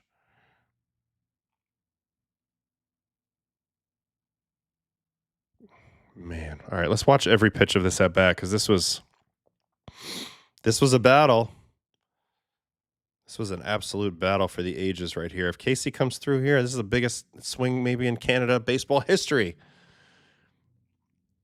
First pitch, split down, ball. Second pitch, curveball, strike. Great curveball today from Bednar. Great feel on that thing. Back to 1-1. Four seam. This is a good pitch to hit. Probably his best pitch to hit of the at-bat, but he wasn't ready for the speed or the ride on that. This just cooks him. Completely under it and late. All right, and then here comes the battle. That was the close pitch that actually touched, didn't get the call. See, look on the pitch view. Yeah, that's a strike. Curveball. Casey does a great job battling from here. That was a good spot. That was a good spoil. This is a crazy spoil. I can't believe he gets to this. Way up high. But that's also, like, as a pitcher, when you see that emergency swing and he gets to it, you know he's so vulnerable down now and slow. And eventually, oh, shit. Eventually he was going to execute that. This is the take right after that on the curveball. Great take. I think he's able to take it because it's inner rail. And then, again, he finally gets him on the split. I mean, once he hit that fastball up for the foul ball, you knew this pitch would work. He just had to get it there, and he finally does. Hell of a job by Bednar. 3 punchies to get out of that. That's the difference with the elite relievers. Like, everybody's going to get in trouble at some point. There was a little bit of batted ball luck there. Bad luck for him. But he's able to punch his way out of it. And, like, that's something that I was able to do at times in my career and then not able to do as well later in the career. And it makes really a big difference. Obviously, the ability to wiggle out of shit is massive. Because sometimes you get brought in the shit and you got to get out of it. And sometimes you make your own shit and you got to get out of it. But there's like at least 15 times a year you got to get out of some stuff. So that's just how it goes. This is a great game. This is a great game. Great pitching, good hitting, took the close one, spoiled some. He did. And now we got Tugboat in the game. Tugboat Williamson in the game for the Canucks here, top of the 8th. So they need to keep it right here, and they'll have still 6 outs to work with. We'll see how that goes. Hey, what's the speaker in the ear thing at spring training? Saw Chapman use one of the game yesterday. I mean, it's the pitch comm. It tells the fielders what pitches are coming, so they know what to do. And like if there's pickoffs and stuff, it's a communication system. The catcher has buttons, so that's what it is. Actually, a lot of I think you can have like 4 pitch comms in the field. You can kind of put them wherever you want. A lot of times, third baseman does have it because they do bunt plays and stuff. But usually, it's like middle infielder, third baseman, center fielder, etc. But teams split it up a little bit differently. Yeah, it's tugboat time. I like this guy, although he is 3-1 right now, and Bregman to start off this inning. 3-2. Shows you how filthy Bednar is if Raleigh is whiffing. Yeah. He's filthy, and he did this too. Good comment, Joao, to reset himself in that inning. I mean, ultimately, the mental controls the physical, and the best guys in the game, their mental game is strong enough to fix things even when there's multiple variables, lots of turmoil, stress, different problems to solve. If you stay calm mentally and you know how to work through it and you go through things step by step, you can really break through out there. And that's what the best in the world do, especially relievers. You have to kind of master your mental game. And David's been through the fire, so his mental game's really good now. As an infielder, knowing the next pitch is huge. It's massive. You know which way to lean. Now, you can't make it too obvious or you tip it to the batter, right? But at the same time, yeah, it's huge to know what's coming, fast or slow, kind of gives you an indication of where the ball might be hit, if it's hit. Back in the day, pre-pitch comm, the Cardinals had a system. This was developed by the secret weapon, Jose Oquendo, where the infielders who would see the signs would then, behind their back, they would give like a, to the outfield, they would give like a open or closed palm, open meaning fast, closed meaning slow, or something like that. So then the outfielders would be keyed in on whether this pitch was going to be an off-speed pitch or a fastball. So that gives you a little bit of a jump to be able to, anticipate a little better in the outfield. I've talked tons on this show about anticipation, the power of anticipation in baseball, and how that makes really hard tasks easier because you're already moving towards something before it happens. And that was a system that they have, but you can see that with the pitch comm. Okay, got the first out, battled with Bregman and popped him up. Now he is facing, no video for the moment. He's facing, who's he facing? Roman Anthony. Not a thought, not even a slight thought to pinch hitting for Roman here with a righty. I find that intriguing. You could easily put Buxton up in this spot. Ooh, generous call for tugboat there. 1-2 count. Not sure what's going on with this video. Show me the video. It's crazy because this is the pitch he popped up right down the middle. Oof.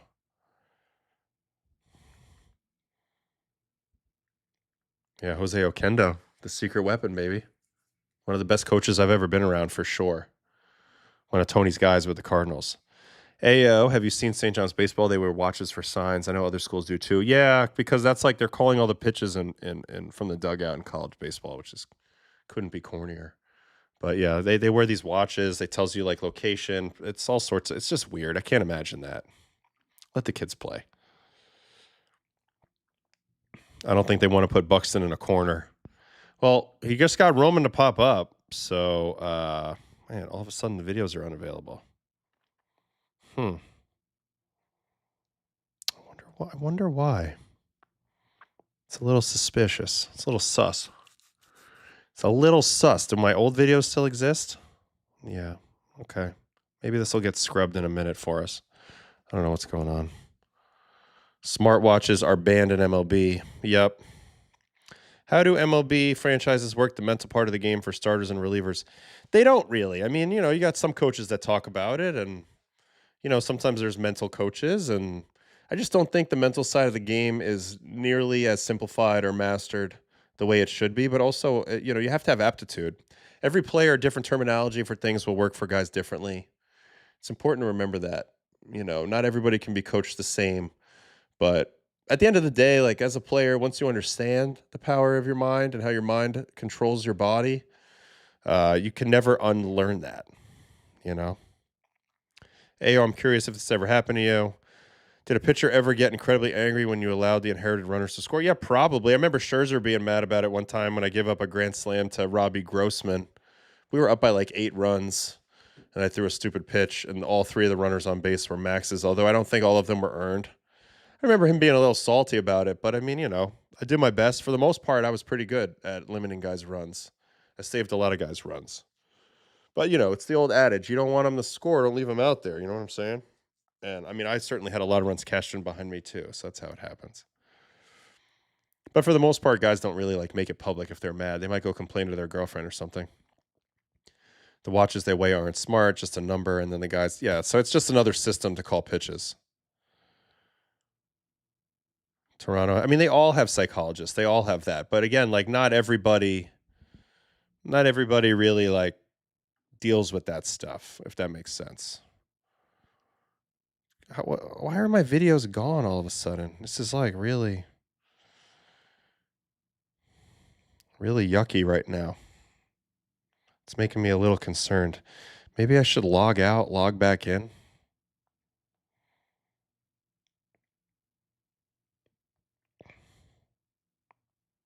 I know that my account is supposed to be cleared for all this.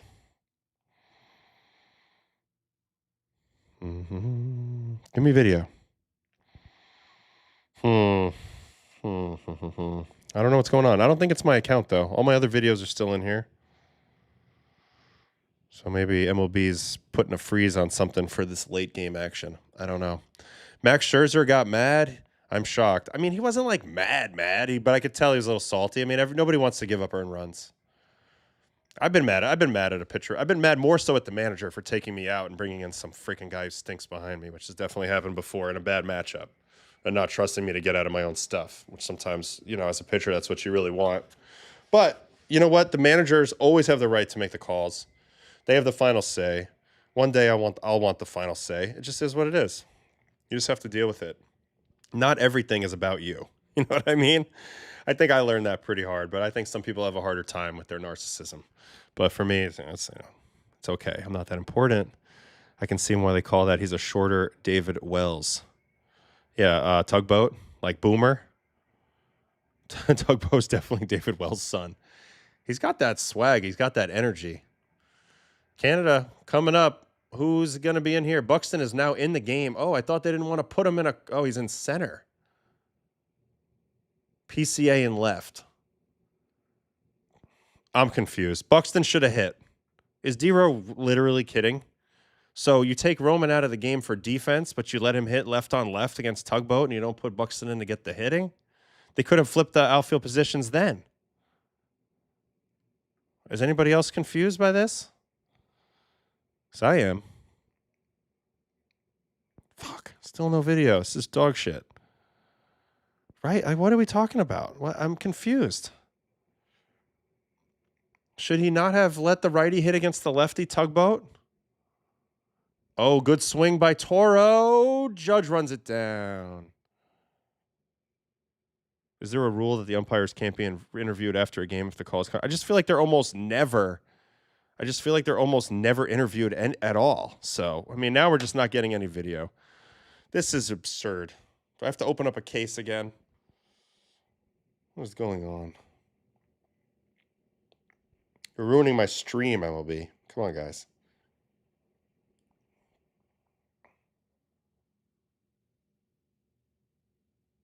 Oh my God, Vinny's getting Starbucks deals now. Look at this kid. He's a sellout. This boy. He's taking the coffee thing far. He's like, I'm open for business. Come hit me up, companies. Pay me money. We got an espresso machine in our dugout.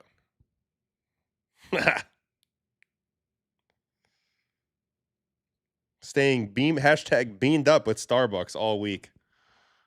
Ridiculous. Yeah, MLB, what's up, bro? Stop with the stream.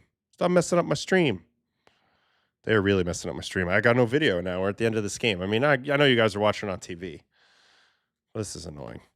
Nothing confusing about D-Row. He just does what he does. If anything, whoever the bench coach is has failed.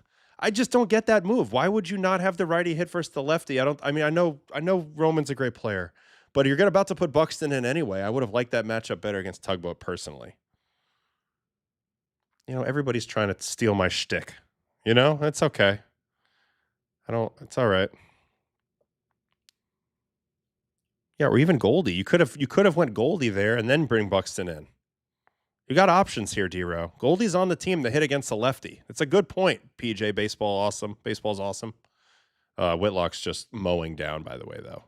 They're about to run into the unhittable squad. Whitlock 2 up, 2 down. Miller's probably looming in the ninth.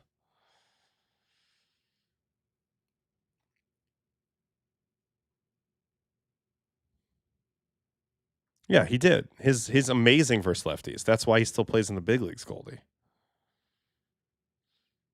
Steal it back by slapping your sticker on the machine. I think I'm going to peel the sticker off my laptop and go slap it on the machine tomorrow, and then put a fresh one back on my laptop when I get home. Come on, give me a clip one time, MLB. I mean, you're just killing me. This was the changeup that Whitlock just threw, though. Disgusting. Look at that. Gross. Good pitch. Hey, good pitch, bro. I don't get how we can get pitch view, but we can't get the damn video. What the hell? What's a beast? Yeah, maybe the analytics said different. Maybe. I'm just saying what I would have done personally. I know that Roman's swinging the bat pretty well overall. What's the box today? What's he got going on today? 1 for 4. So he was 1 for 3 coming into that at bat. He's hitting 316. I get it. But I also think, like, you have these guys there for a reason. Goldschmidt's an absolute weapon versus lefties. Buxton is a right-hander. You're going to bring him in anyway for defense. I don't know. I would have considered it there. Only thing that makes a little sense is Anthony tweaked something and had to come out. He definitely didn't tweak something.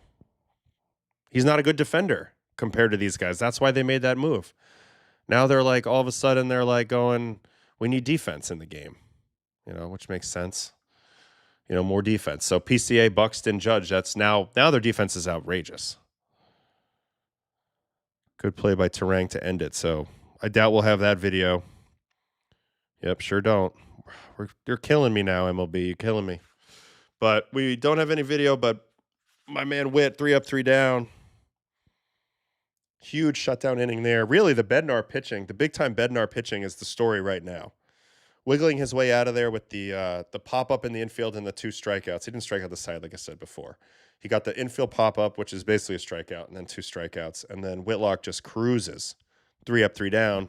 And now we should see Mason Miller. So unless something crazy happens, which it's baseball, U.S. is in a great spot. They got to the end game. They got to Mason Miller with a 2-run lead minimum if they don't keep tacking on.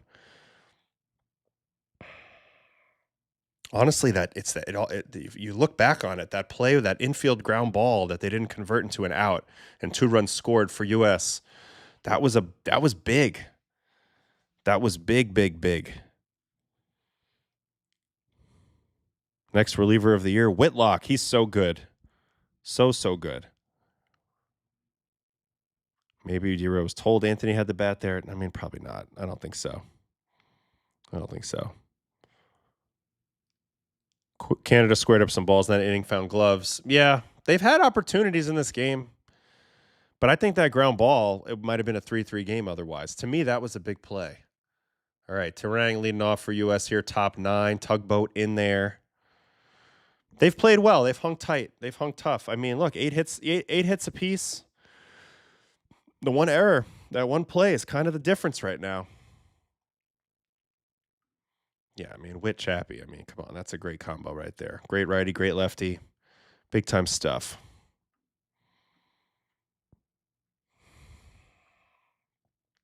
I wonder if we'll ever get a video again. We're just cooked right now. It's so sad. It's so sad. All right, let me go to the data because at least it's something to look at. I feel like I'm curious how much Bednar threw everything. 38% fastball, 31% curveball, 31% split. I feel it was down, but still 96. Got whiff on everything. I can't believe he dug out of that second and third. Whitlock. He threw 4 fastballs, 3 changeups, 3 sliders.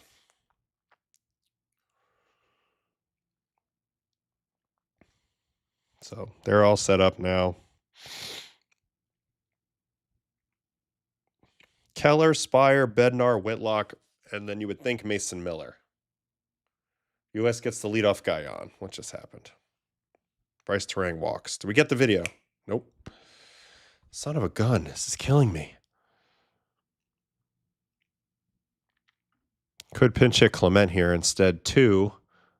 Double play. PCA hits into a double play. Really good play by Otto Lopez. Turned that all by himself. I think that Toro play is the difference right now.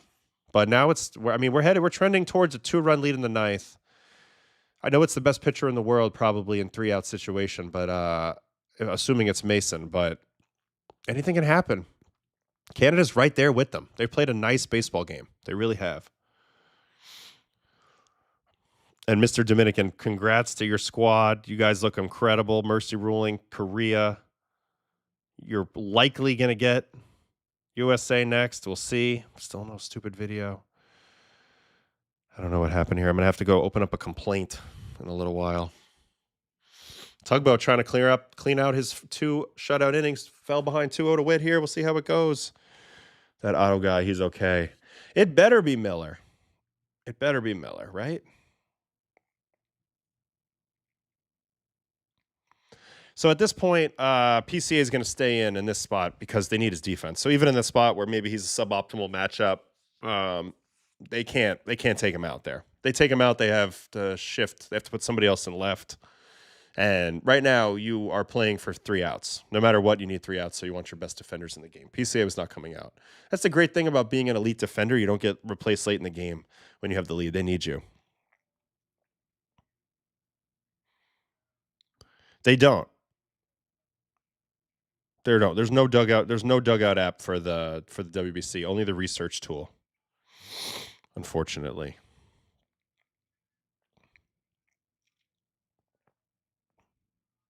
All right, Bobby just walked. So it is Miller. Miller's warming up.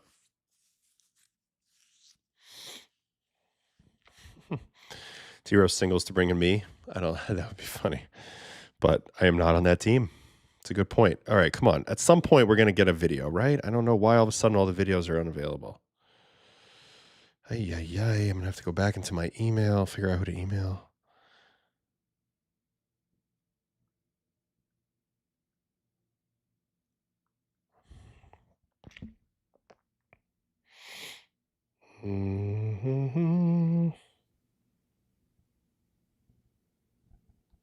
All right, we need MLB service now.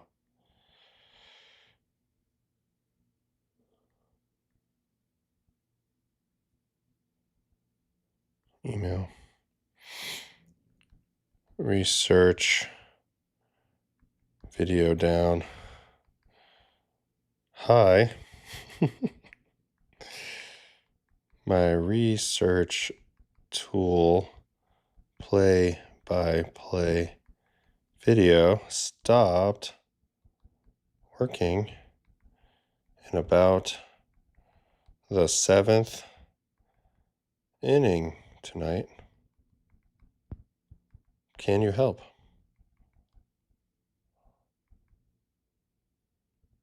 So we'll see what happens. We'll see what happens. What's the point on having Goldie on the roster if he's not going to have these ABs? I mean, right now is the moment too, right? With Bryce up. Left on left. Showing a lot of faith in Bryce. You would think this would be a Goldie spot, personally. But I'm not sure. I've had to call Bodie and get me a package. Oh, we got an email back. Automatic research video down. Oh, wait, that was what I said.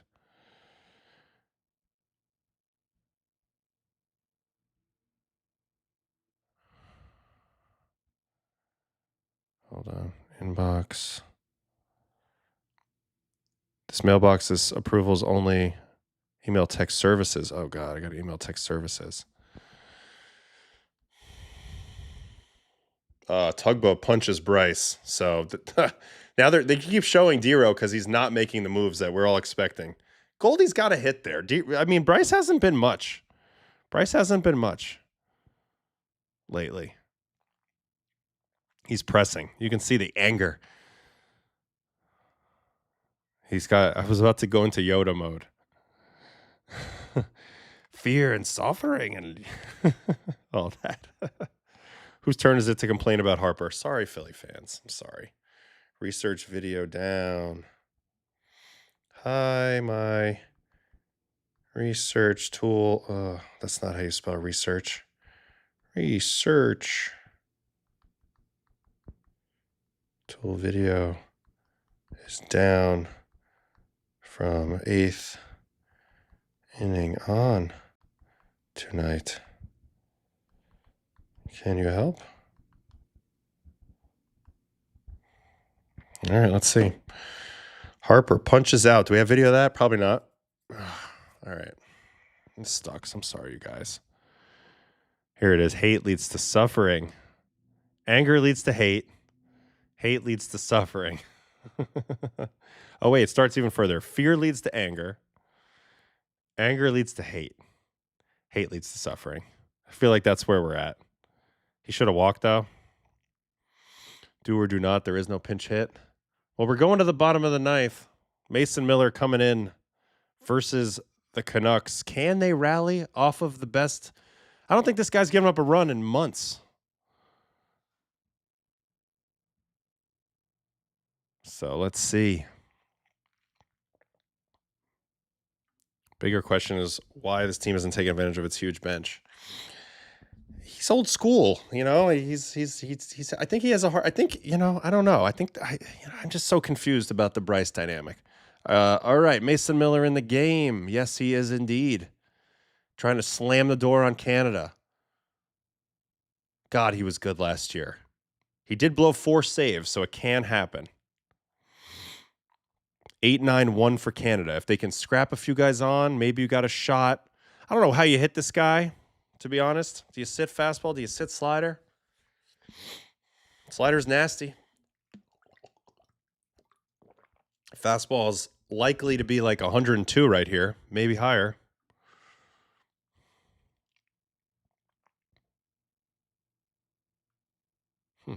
That's weird. All right. Yeah, 4 whole saves. First pitch heater, 101, Bayou, strike 1.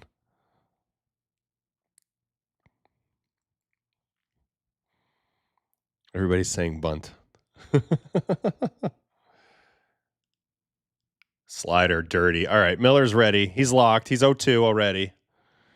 He's already 0-2. Damn, I'm so mad we don't have the video. It's really ruining my life. Ruining my life. All right, 0-2 pitch. I know I got allergies now because my eyes are itchy. Ooh, good swing. Good swing by Young. Jared Young staying alive. Come on, Jared Young. This is the pinch hitter in this game, huh? Otto Lopez got pinch hit for. They don't want any righty versus him. 0-2. 102 up top for a ball. So I guess we might as well just hang out like this for a bit. I mean, we made it to the 2-hour point in the stream, so we'll finish this. We'll finish this game off. We'll see where it goes.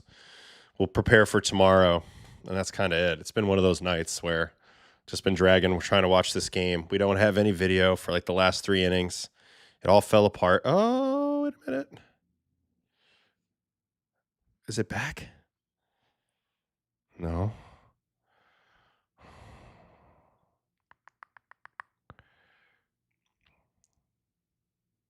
We have some of it. Here's Cal Raleigh striking out.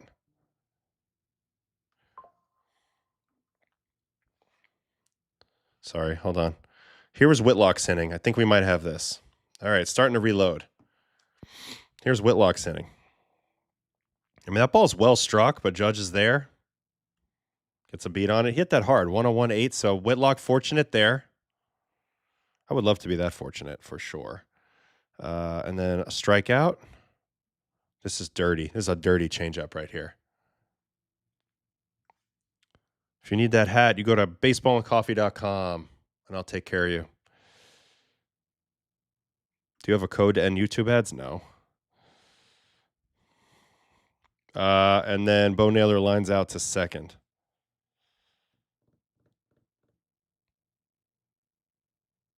He hit that ball hard too. Nice play by Terang. How hard? 90. Well, only 91.9, but 2 balls, I thought that were pretty well struck there. All right, 3-2 count. He's worked it 2 off Miller. Oh, that was ball 4, and he called it strike 3. Oh, poor Canada. This is not a strike. Well, where's the pitch view? It's not even up yet. Come on, give me the pitch view. Ball 4. Didn't get it called. Canada should have had the leadoff guy on. He had a great at-bat. That's not right. You hate to see it. All right, now Julian. Miller trying to keep that tying run away from the plate. Makeup call for Harper, maybe? Okay. I would invoke the dark arts of small ball if I was Canada. Not a bad idea. Looks like the videos are kind of loading in late here now. Do we have the Harper strikeout yet? So this was Wilkinson punching out Harp. 0 for 5. Look at that Tugboat. What a dude. What a dude Tugboat is. Get this guy in the show. Get this guy in the show. What an exciting pitcher. All right, 1-2 count. Home plate umpire not getting it done. See if he can get this second out. Oof. 1-0-2 fouled off by Julian. Wow. These guys are hanging tough. Yeah, I didn't get to watch all of Harper's. Well, I know Harper's other at bat. He should have walked. We saw that. Here was the pitch that just happened from the 3-2. This could have been a base runner. Honestly, it's so fast, though. What's the umpire supposed to do? He can't really see it. You know what I mean? All right, still 1-2. Look at the 3-0 pitch versus Harper. There was a 3-0 pitch in this at-bat.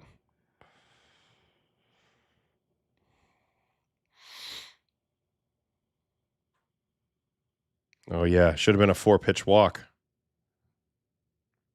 He's not wrong. He's been screwed twice. I'm sure he went and looked at that other pitch before, and that's why he said something to the umpire this time. Man, Julian staying tough on Miller. He's had 14 pitches here. Hasn't gotten that second out yet.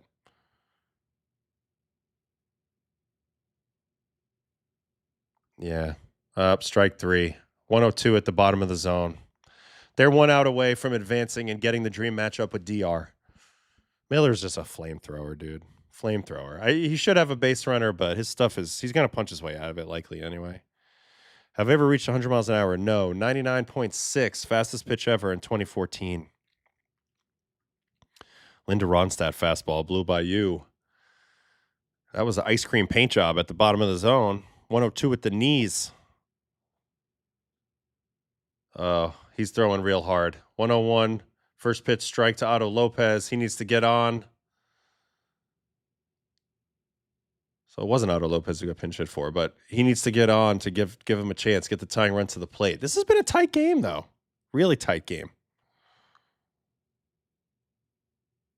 Oh, I have like an 8 a.m. bus tomorrow or something. I got an early one. Foul ball. Yeah, he's feeling it. 1 pitch away. This is the cheese at the knees to Julian from the center field cam. Bink. Goodbye.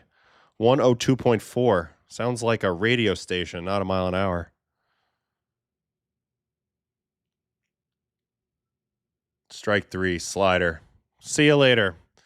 All right. Tough one for Canada. I thought they did a good job. They played a good game. USA hangs on 5-3.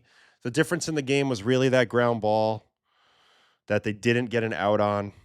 Toro diving in front of Otto Lopez, kind of screwing that up. And ultimately that messed him up. This was the final pitch of the game. Really nasty slider to the bottom of the zone. Nothing you can do about that. 90 miles an hour. Once the video loads, I will get it, but it's not loaded yet. And we're going to get the matchup. We're going to get Skeens versus DR, US versus DR. That should be the biggest game of the tournament. The most exciting, anticipated. 2 juggernauts going head-to-head. Definitely DR has been the more impressive team, but, you know, US has made it to the semis, so they've earned their way there. Going 4-1. Obviously, they only lost to yours truly in Italy, even though I did a whole lot of nothing. It was a good game, though. Great game. Great game for sure. Would you do a stream Sunday? I know tomorrow is tougher to do. I haven't even thought ahead yet. There's a chance I could do it tomorrow night from Miami. Or if we don't win, I could do it from here before I fly back the next morning, back to New York.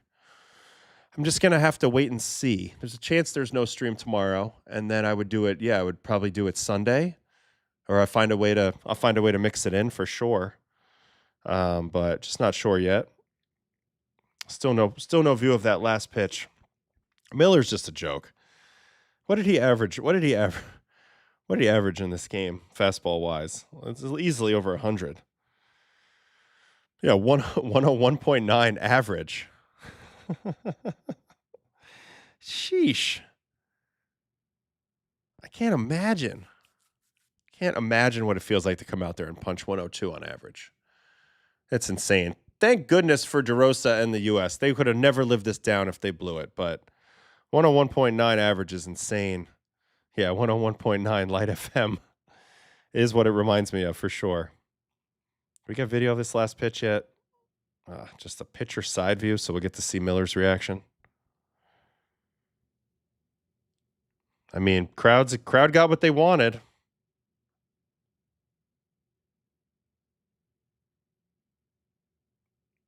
Bang, bang. Cool, calm, and collected, but I guess it's easy to be cool, calm, and collected when you throw absolute flame balls. Here's the pitch that you can actually see it on broadcast view. I mean, that's a thing of beauty. That's a slammer. That's what that is. It's a freaking slammer. Great pitch if you have it, if you can throw it. All right, so the USA bullpen outside of Spire, I thought did a great job. I mean, Bednar dug deep, so I think we should really dive into him digging deep there versus those guys. How did he exactly get out of that? We watched all of the Casey at bat, but I want to watch the Tyler O'Neill. I want to watch I watched the two at bats before. So this went down to 3-2 as well, and this is when we really thought Canada was going to have a shot to break back into this game. This is the sequence that won the game for USA at the end of the day on the mound. He doesn't even get a strike on this. But he still comes back to absolutely win this at-bat and get some momentum going. Curveball pulled foul. So curveball to start the at-bat to Naylor. Here comes the fastball. Try to go up in. Misses too far in, 2-1. Back to the curveball. Little low, 3-1. Should be 2-2, but it's 3-1, and then he comes back from there. Throws a dandy of a split here, and this is like a huge thing. Naylor looking to do damage on a fastball. This is a guy swinging at a fastball, and it ends up being a split, and this changed everything. This was the biggest pitch of the day, I think. He takes this pitch. Well, first of all, before we even talk about the swing decision, if you're pitching in this spot, you can't afford to throw a fastball down the middle because that's the go-ahead run. So you can't afford to give in. You have the open base. I know you don't want to put the go-ahead run on base, but now you're in a pickle. You're in a 3-1 count. So you can't give in. You got to throw a chase pitch. That's what he does, and he gets the chase. He takes advantage of the aggression of the hitter.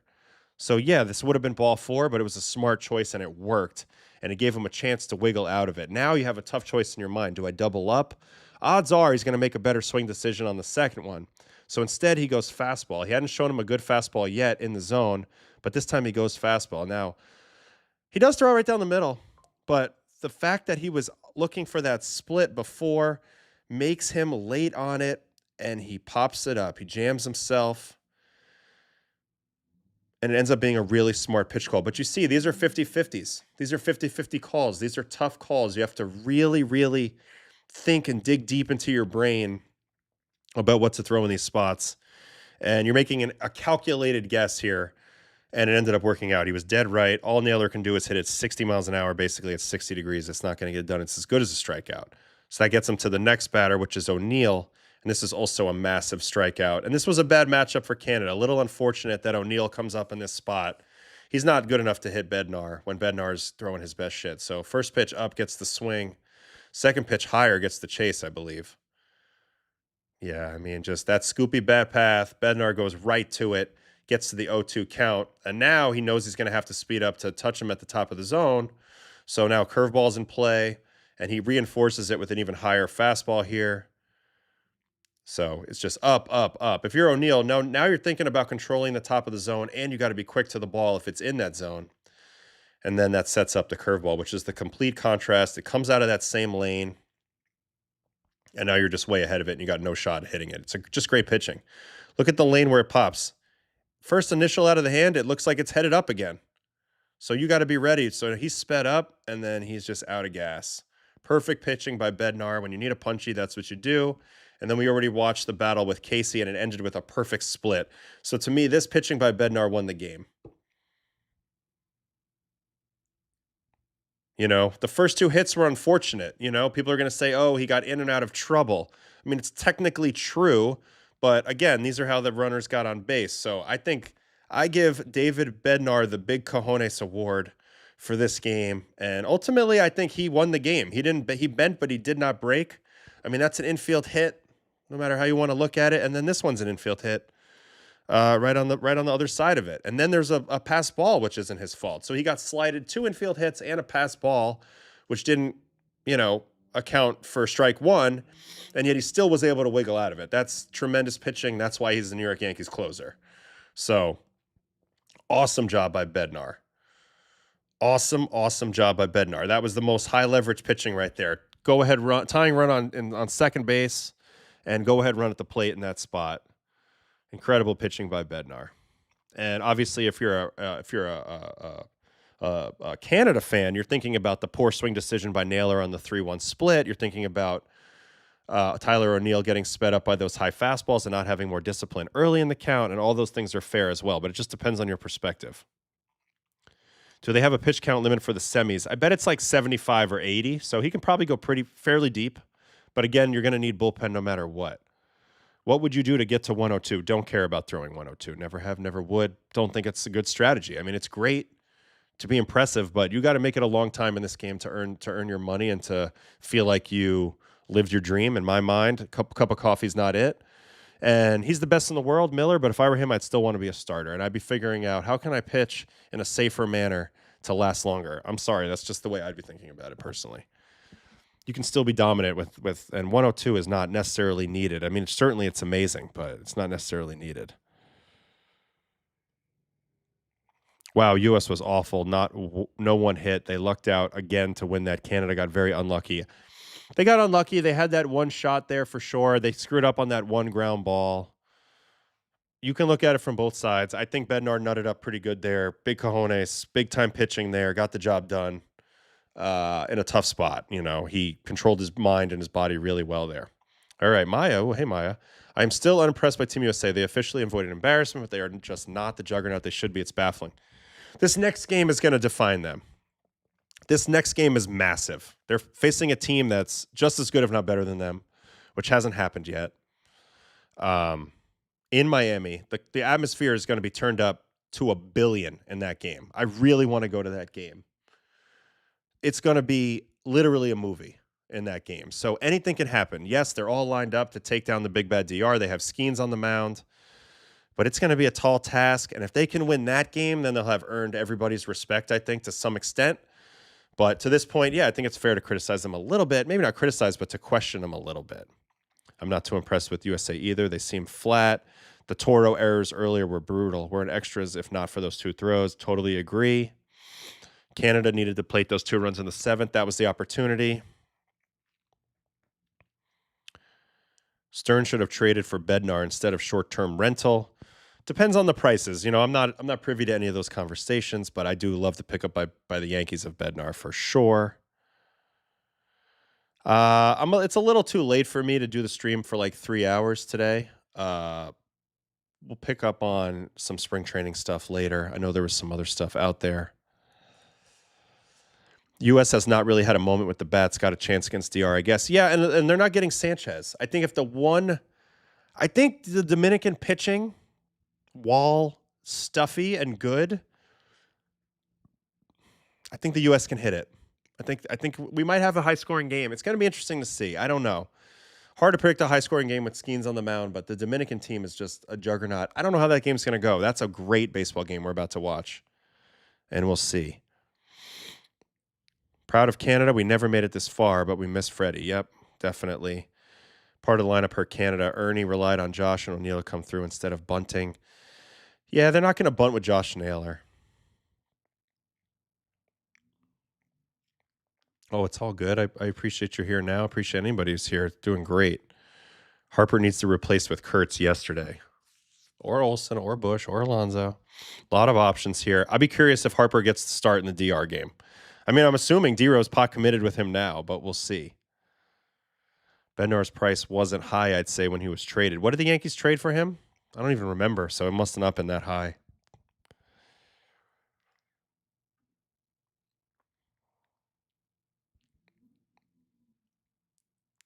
Yeah, Harper's been struggles. Yeah, so since August 6th, Mason Miller has not allowed a run. That's the ultimate trump card that they have on everything. Why did DR not save Sanchez? Well, they're probably dealing with a little bit of the, keep him on their schedule type of thing as well. Plus, you don't really know who you're going to play. Like, they could have easily played Japan, and you also don't know how good Korea is. They're a little bit of a mystery. So I think that made sense. Obviously, looking at it now, they'd rather have Sanchez probably for this game. Did not get an answer from the email, but the thing started working again, so that worked. Yo, what's up, Goat Prods? I saw people saying that Bayo went back to camp. I don't know enough about that. I thought he looked great in his last outing. I don't know. Who's going to pitch in this game? It's going to be tremendous and really cool to find out. DR versus U.S. Here's the final box score in the ball game. So for the U.S., Webb was really good, man. 4 2/3. He's had a great tournament. He's been key. Getting the real starting pitchers has been key. Webb, Keller had the 2 runs. One of them was, of course, cashed in by Spire on that home run. So he did okay. Bednar, we already covered. Whitlock, 2 hard hit balls, but a 1-2-3 inning. And then Miller punches the side, even though he should have walked the leadoff hitter. On the Canada side, Soroka deserved better. He was let down for sure. Almont let down by that play. No, he's not really let down, but that was the other 2 runs. And then I thought they did great other than that. Ashman was great. Wilkinson was tremendous. They hung in this game. Good showing for Canada in the WBC this year. Unfortunately, it was a little bit too short, and now we are going to get that USA-Dominican game coming up. As for tomorrow, I've already looked at it once, but we'll do it again, as I'm pretty tired here. Lugo versus Aldeguerri. That's going to be the squad. That's going to be the matchup for us and the Puerto Ricans. I love this matchup. I think anything can happen. We're both pretty good teams. Certainly not juggernauts right now, but I think the way that we've played, we're playing loose. We're playing with house money. They have Yachty. They've been the most successful team in the tournament without winning a title yet. Puerto Rico's definitely a force to be reckoned with. We don't want to play from behind against them. Fernando Cruz, Edwin looming at the end of the game. I think we'll see Giovanni Moran against us because we have a lot of lefties, obviously. I think that makes sense. I think on our side in the bullpen, you're looking at Festa, you're looking at Weissert, you're looking at Marinaccio, you're looking at La Sorsa. Certainly all those guys are going to probably come into play. Those have been our strongest guys so far. We'll see who else gets in there for us, but we need a big start out of Sam. I think that's key. In the Venezuela-Japan game, which is pretty late tomorrow, 9 o'clock Eastern, great pitching matchup. Yamamoto, Suarez. This is a very evenly matched game, in my opinion. Suarez is crafty. We'll see how he does with the Japan lineup. Yamamoto's the man. But this Venezuelan lineup's really strong. Really, really strong. They've been good. They did lose to DR, but it was a tight game. Ended up being a pretty tight game. We've been blessed with great games. Every single game from this knockout round is a compelling one, no matter who's playing in it. All the teams left are interesting and good. So very excited for another day of baseball tomorrow. Hopefully we do advance, we being Italy, and get to Miami. That's been the goal from the beginning. So we'll see if we can pull that off. But excited for both of these games. Let me get in the chat for a little bit, and then I'll say goodnight to everybody. Nothing matters in the past now. USA versus DR. It's all that game. Totally agree. I think this has just been this is lining up brilliantly for MLB and for all fans of the WBC. What could be better than DR versus US. We didn't get it last Classic. We got it in 17, and that I believe that was the game that changed the Classic forever. Nelson Cruz off Andrew Miller. That was an insane baseball game. Miami's the perfect venue, so the Dominican crowd can be totally turned up. There'll be obviously a lot of American representation too, but it'll be very, very interesting. So Bayo wasn't going to get another start. That's why he went back. Too bad Scooble went back. Love watching him. He's a beast. Yeah, I mean, it'd sure be great if they went Skeens here and Scooble in the championship game. That hurts me a little bit. But again, they got to get past DR first, so it could be moot. All right, hold on. I got to sneeze.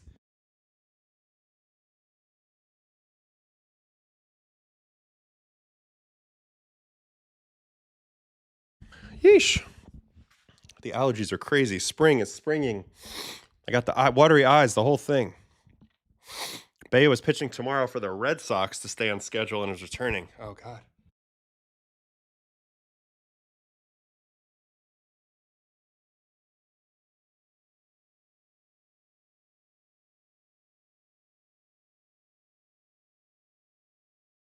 Sorry, guys. We're having trouble with the allergies now.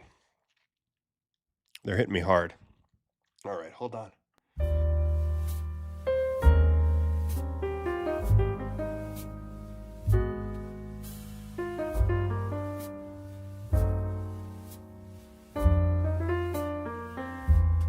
All right, hold on, guys. I'm back. Just had like 28 sneezes in a row. All right, Bayo pitching tomorrow for Red Sox. Then I'll go to the DR team too if they advance. Can you imagine Italy in the championship game?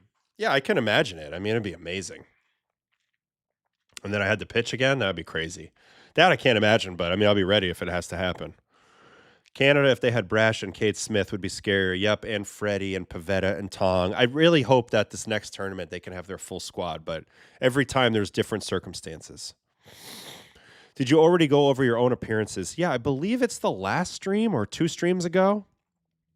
It's on there. There's all timestamps on all the streams now, so you'll be able to find it pretty much. It says like Otto versus Mexico. Thank you. Good luck. Thank you. How good is Yachty influence as manager? I just feel like Yachty is a baseball genius. He was kind of managing from behind the plate. As for his impact on the clubhouse, I mean, I think it's different with every group, and I'm not around right now, but I just think Yachty's a baseball genius, so that always helps.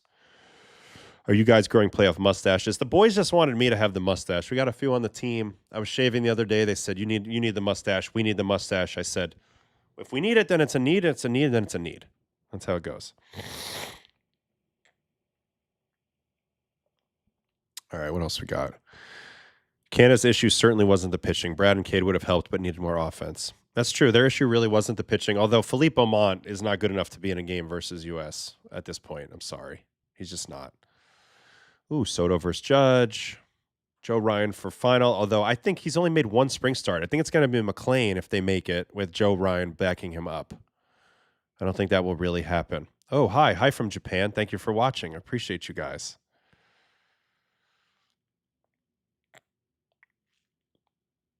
Julio should ignore the dumper at the plate. That would be interesting. After the whole Randy situation. No, I don't take these drugs. They don't work for me. They make me foggy. I didn't talk about Coulomb signing with the Sox. We can touch on it for a second. I feel terrible for this guy. He's been great the last few years. He got 1 year, $1 million. He's going to be on the Red Sox, which is great. But he's been great. He's been legitimately great for 3 years. I know he's been hurt at times. 1 year, $1 million. Just fuck off. Pisses me off. Should have got $6 million. Drives me crazy.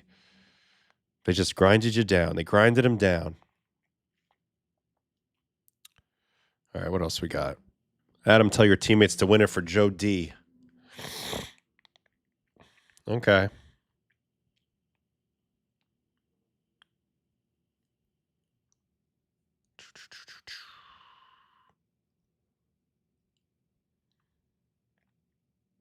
Josh Naylor also tried to fist bump Cal, and Cal declined. So now he's got to be consistent, huh? I guess. I mean, he's so good. He's too good for that. This is a great deal for the Red Sox. It just bothers me. Bothers me a lot. All right, let's just go real quick. Let's go to I'm about to wrap it up, but in case you're interested in the probable pitchers for tomorrow for spring, we already went over the games. We'll just do this real quick and we'll say goodnight. Marlins at Nats, TBA versus Clemmy. Orioles, Pirates, Rogers, Molodinsky. I saw Rogers was named opening day starter for the O's. Rays, Twins, Woodford, Simeon, Rids, Richardson. Phillies, Yankees, Wilson and Freed. Tigers, Jays, Skubal and Scherzer. So Skubal's pitching. God dang it, it's so annoying. Skubal, Scherzer, okay. Cardinals, Miami Marlins, Palante, TBA. Royals, A's, Bergert, Lopez. Diamondbacks, Giants, Gallen and Hauser. Rangers, Reds, Gomber and Lauder. We've been curious about Lauder. Padres, Rangers. TBA and Nasty Nate. Dodgers, White Sox, Robleski and Vassell. Cubs, Rockies, Ben Brown and Freeland. They still let Ben Brown start games. He's a reliever, no? Logan Allen and San Diego. Cleveland and San Diego, Logan Allen. Mariners, A's, Gilbert and Urania. Rockies had a split squad. So Rockies, Brewers. Ooh, Mizorowski. I don't think I've seen him much yet. Agnos and Mizorowski. Mets, Astros, TBA and Weiss. Sox, Braves. There he is. Bayo and Elder. So, yeah, Bayo and Skubal kind of on the same plan. Staying ready. All right, back to the chat for a minute, then I'm saying goodnight.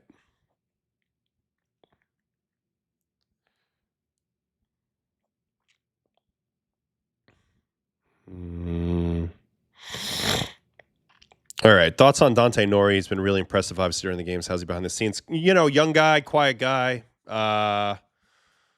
Interesting little player, you know. Got a nice little left-handed swing, a little choppy, good defender. Got blinded by the lights on a ball the other day, but he's been good. I think he's been soaking it up. It's great that he's played every day. The Phillies strength coach is here, so he's locked in. He's in a good spot. He'll be an interesting player. We'll see how he develops. All right. I think I'm done. I see more stuff in here. I see some more stuff in here. Looks like Brendan Little, 98-2. I mean, he's looking. I'm a little worried about his elbow because that's what happened to me when I start throwing all sorts of harder. But if it holds and he's healthy, that's great, obviously. 98-mile-an-hour sinker. But this is true. I'm going to get some rest. We'll answer this real quick. Who do you think is going to win the World Baseball Classic? Well, if it's not Italy, of course. I am tempted to go towards Dominican as well. They are looking awfully good. They have to get through Skeens here in U.S., but I don't know. A lot of things are coming up Dominican these days. That would be my guess if it's not Italy. But let's see. Let's see it play out. I mean, obviously, we're sleeping on Japan this whole time, but that would be my my feeling on it. Anyway, we're going to end it with the Italia here at the bottom. Thank you guys for hanging with me. It's been a good stream. We went almost 2.5 hours.